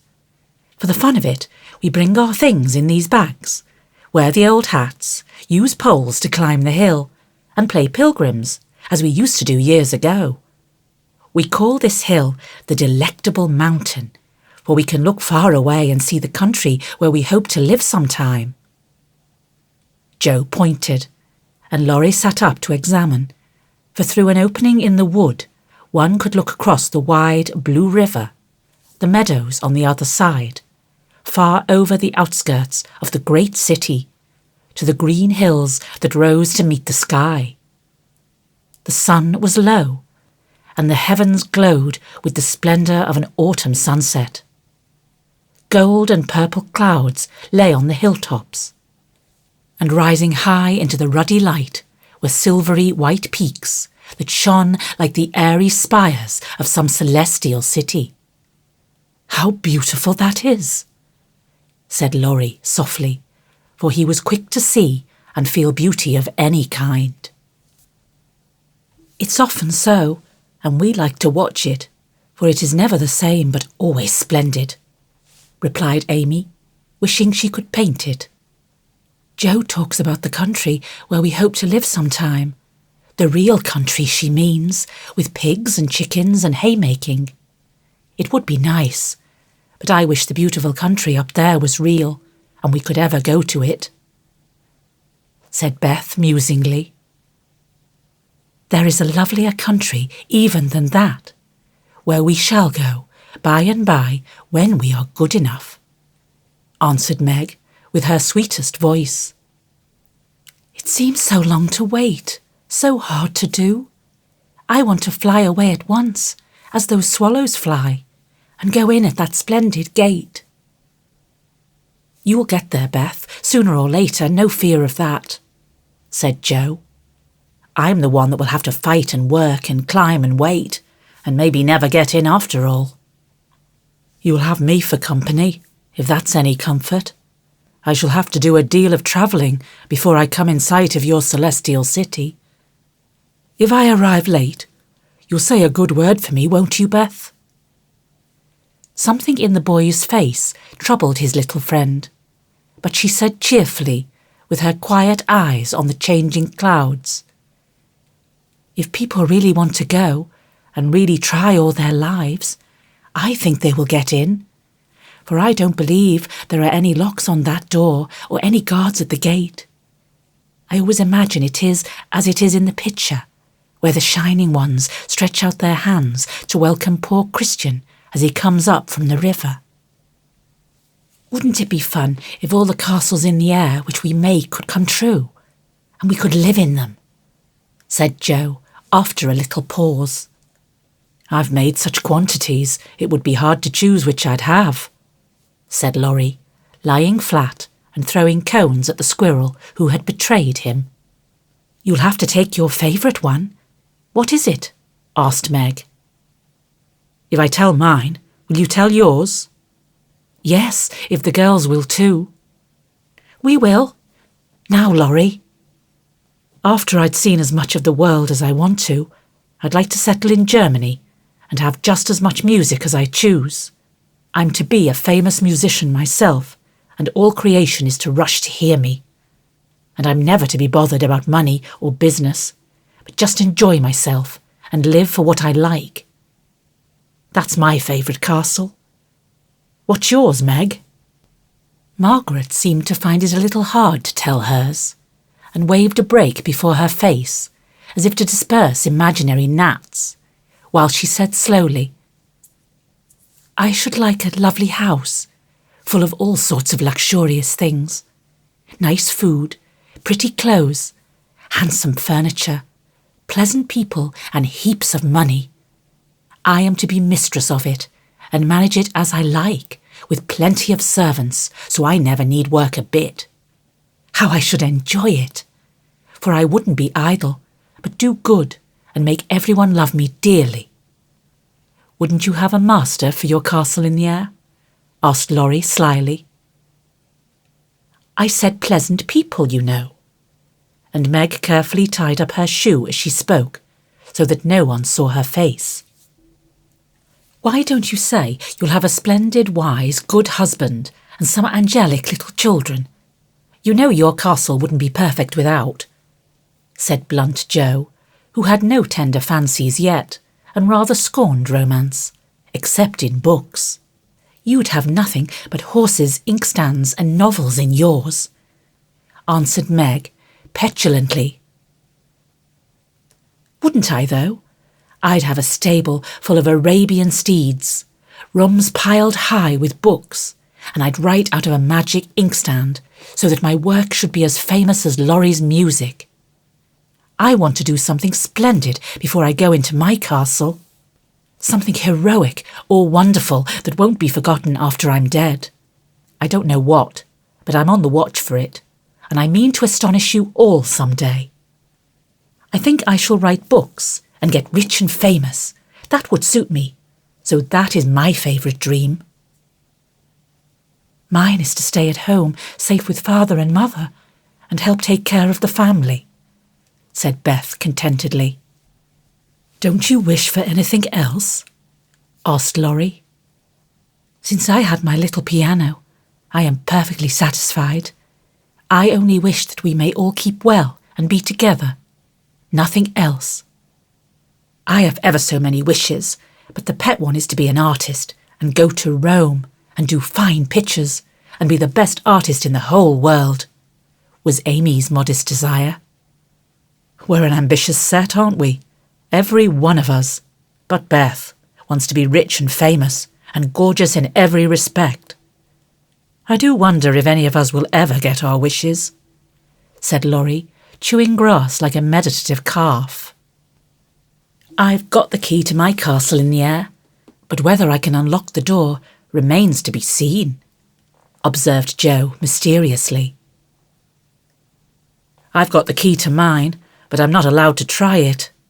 Hang college, muttered Laurie with an impatient sigh.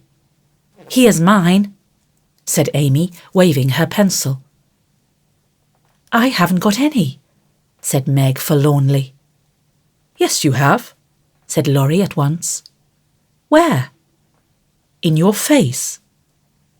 Nonsense, that's of no use. Wait and see if it doesn't bring you something worth having, replied the boy, laughing at the thought of a charming little secret which he fancied he knew. Meg coloured behind the brake, but asked no questions and looked across the river with the same expectant expression which Mr. Brooke had worn when he told the story of the night. If we are all alive 10 years hence, let's meet and see how many of us have got our wishes, or how much nearer we are then than now, said Joe, always ready with a plan. Bless me, how old shall I be? 27, exclaimed Meg, who felt grown up already, having just reached 17. You and I will be 26, Teddy. Beth 24, and Amy 22. What a venerable party, said Joe. I hope I shall have done something to be proud of by that time, but I'm such a lazy dog. I'm afraid I shall dawdle, Joe. You need a motive, Mother says, and when you get it, she is sure you'll work splendidly. Is she? By Jupiter, I will, if I only get the chance, cried Laurie, sitting up with sudden energy. I ought to be satisfied to please grandfather, and I do try, but it's working against the grain, you see, and comes hard. He wants me to be an India merchant, as he was, and I'd rather be shot. I hate tea and sild and spices, and every sort of rubbish his old ships bring, and I don't care how soon they go to the bottom when I own them. Going to the college ought to satisfy him, for if I give him 4 years, he ought to let me off from the business. But he's set, and I've got to do just as he did, unless I break away and please myself, as my father did. If there was anyone left to stay with the old gentleman, I'd do it tomorrow. Laurie spoke excitedly, and looked ready to carry his threat into execution on the slightest provocation, for he was growing up very fast, and in spite of his indolent ways, had a young man's hatred of subjection, a young man's restless longing to try the world for himself. I advise you to sail away in one of your ships and never come home again till you have tried your own way, said Joe, whose imagination was fired by the thought of such a daring exploit, and whose sympathy was excited by what she called Teddy's wrongs. "That's not right, Joe. You mustn't talk in that way, and Laurie mustn't take your bad advice. You should do just what your grandfather wishes, my dear boy," said Meg in her most maternal tone. "Do your best at college, and when he sees that you've tried to please him, I'm sure he won't be hard on you or unjust to you. As you say, there is no one else to stay with and love him, and you'll never forgive yourself if you left him without his permission. Don't be dismal or fret, but do your duty and you'll get your reward, as good Mr. Brooke has, by being respected and loved." "What do you know about him?" asked Laurie, grateful for the good advice, but objecting to the lecture, and glad to turn the conversation from himself after his unusual outbreak. "Only what your grandpa told us about him, how he took care of his own mother till she died, and wouldn't go abroad as tutor to some nice person because he wouldn't leave her, and how he provides now for an old woman who nursed his mother, and never tells anyone, but is just as generous and patient and good as he can be." "So he is, dear old fellow," said Laurie heartily, as Meg paused, looking flushed and earnest with her story. "It's like Grandpa to find out all about him without letting him know, and to tell all his goodness to others, so that they might like him. Brooke couldn't understand why your mother was so kind to him, asking him over with me and treating him in her beautiful, friendly way. He thought she was just perfect, and talked about it for days and days, and went on about you all in flaming style. If ever I do get my wish, you'll see what I'll do for Brooke. Begin to do something now by not plaguing his life out," said Meg sharply. "How do you know I do, miss?" "I can always tell by his face when he goes away. If you have been good, he looks satisfied and walks briskly. If you have plagued him, he's sober and walks slowly, as if he wanted to go back and do his work better." "Well, I like that. So you keep an account of my good and bad marks in Brooke's face, do you? I see him bow and smile as he passes your window, but I didn't know you'd got up a telegraph." "We haven't. Don't be angry, and don't tell him I said anything. It was only to show that I cared how you get on. And what is said here is said in confidence, you know," cried Meg, much alarmed at the thought of what might follow from her careless speech. "I don't tell tales," replied Laurie, with his high and mighty air, as Joe called a certain expression which he occasionally wore. "Only, if Brooke is going to be a thermometer, I must mind and have fair weather for him to report." "Please don't be offended. I didn't mean to preach or tell tales or be silly. I only thought Joe was encouraging you in a feeling which you'd be sorry for by and by. You are so kind to us. We feel as if you were our brother and say just what we think. Forgive me, I meant it kindly." And Meg offered her hand with a gesture both affectionate and timid. Ashamed of his momentary pique, Laurie squeezed the kind little hand and said frankly, "I'm the one to be forgiven. I'm cross and have been out of sorts all day. I like to have you tell my faults and be sisterly, so don't mind if I am grumpy sometimes. I thank you all the same." Bent on showing that he was not offended, he made himself as agreeable as possible, wound cotton for Meg, recited poetry to please Joe, shook down cones for Beth, and helped Amy with her ferns, proving himself a fit person to belong to the Busy Bee Society. In the midst of an animated discussion on the domestic habits of turtles, one of those amiable creatures having strolled up from the river, the faint sound of a bell warned them that Hannah had put the tea to draw, and they would just have time to get home to supper. "May I come again?" asked Laurie. "Yes, if you are good, and love your book as the boys in the primer are told to do," said Meg, smiling. "I'll try." "Then you may come, and I'll teach you to knit as the Scotchmen do. There's a demand for socks just now," added Jo, waving hers like a big blue worsted banner as they parted at the gate. That night, when Beth played to Mr. Lawrence in the twilight, Laurie, standing in the shadow of the curtain, listened to the little David, whose simple music always quieted his moody spirit, and watched the old man, who sat with his grey head on his hand, thinking tender thoughts of the dead child he had loved so much. Remembering the conversation of the afternoon, the boy said to himself, with the resolve to make the sacrifice cheerfully, "I'll let my castle go, and stay with the dear old gentleman while he needs me, for I am all he has."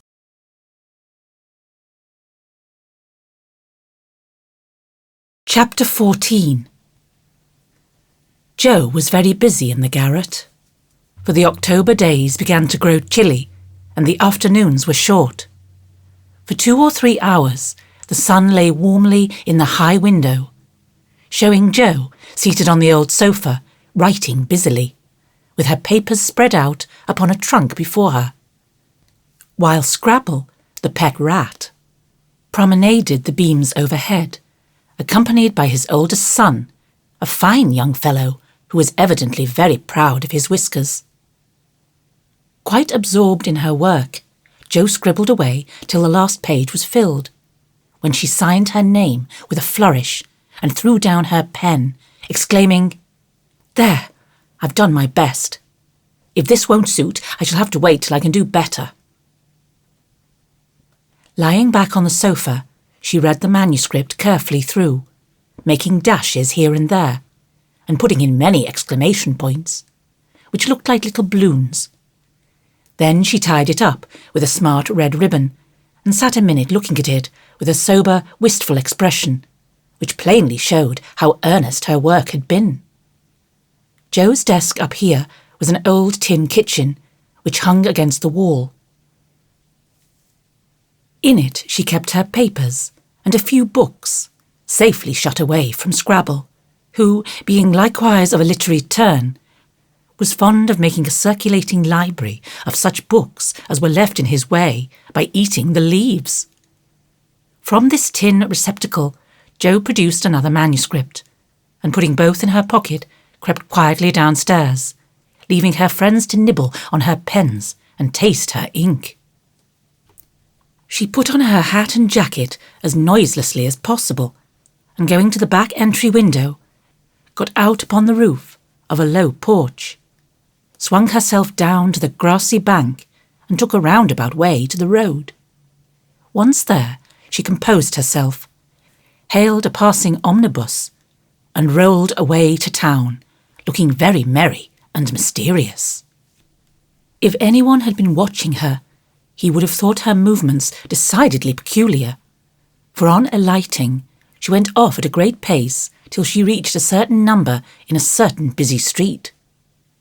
Having found the place with some difficulty, she went into the doorway, looked up the dirty stairs, and after standing stock still a minute, suddenly dived into the street and walked away as rapidly as she came.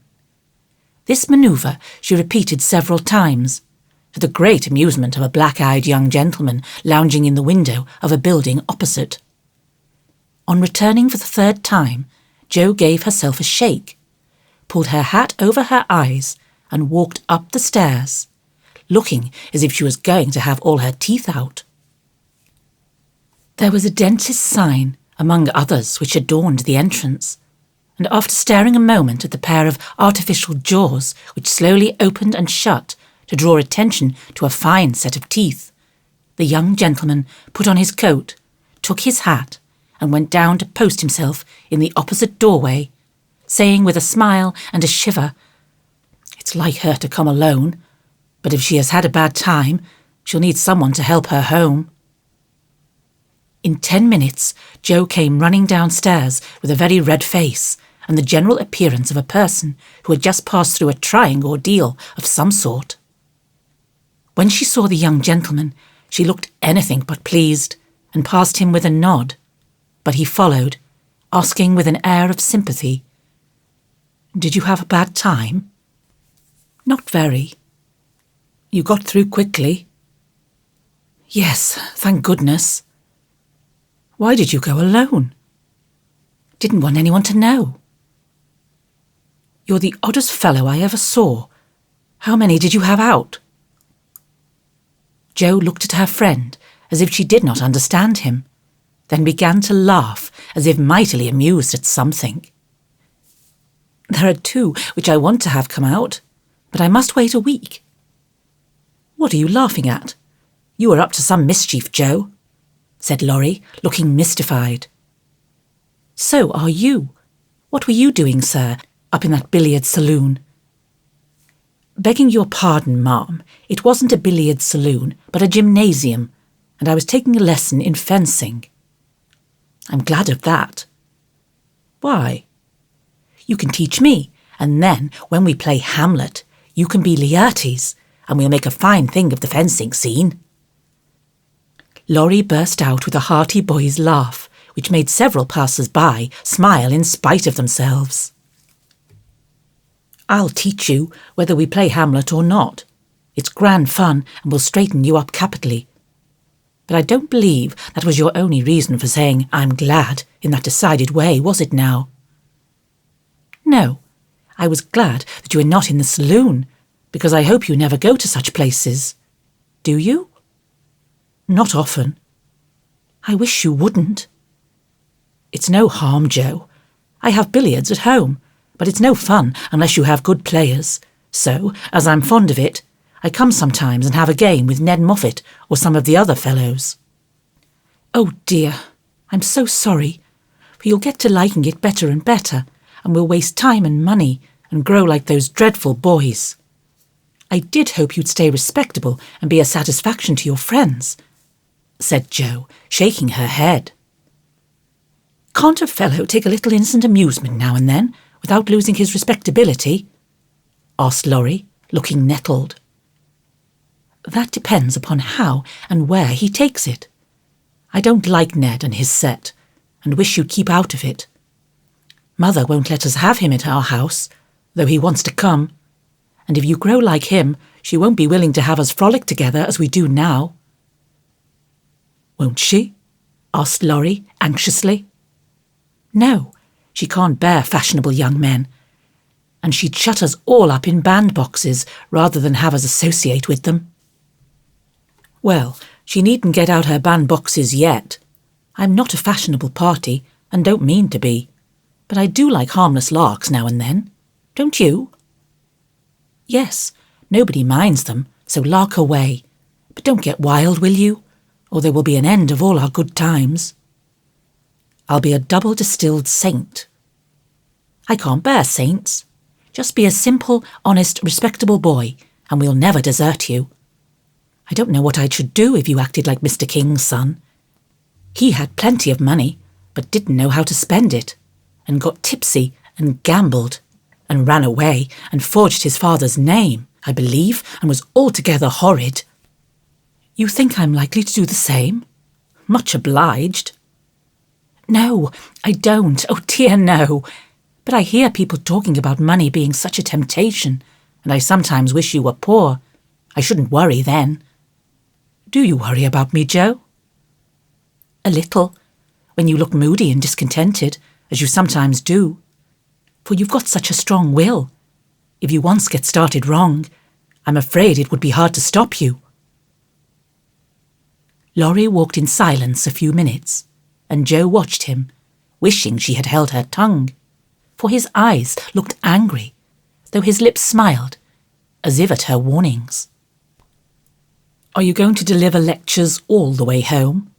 he asked presently. "Of course not. Why?" "Because if you are, I'll take a bus. If you're not, I'd like to walk with you and tell you something very interesting." "I won't preach any more, and I'd like to hear the news immensely." "Very well then, come on. It's a secret, and if I tell you, you must tell me yours." "I haven't got any." began Jo, but stopped suddenly, remembering that she had. You know you have. You can't hide anything, so up and fess, or I won't tell, cried Laurie. Is your secret a nice one? Oh, isn't it? All about people you know, and such fun. You ought to hear it, and I've been aching to tell it this long time. Come, you begin. You'll not say anything about it at home, will you? Not a word. And you won't tease me in private? I never tease. Yes, you do. You get everything you want out of people. I don't know how you do it, but you are a born wheedler. Thank you. Fire away. Well, I've left 2 stories with a newspaper man, and he's to give his answer next week, whispered Jo in her confidante's ear. Hurrah for Miss March, the celebrated American authoress, cried Laurie, throwing up his hat and catching it again, to the great delight of 2 ducks, 4 cats, 5 hens, and half a dozen Irish children.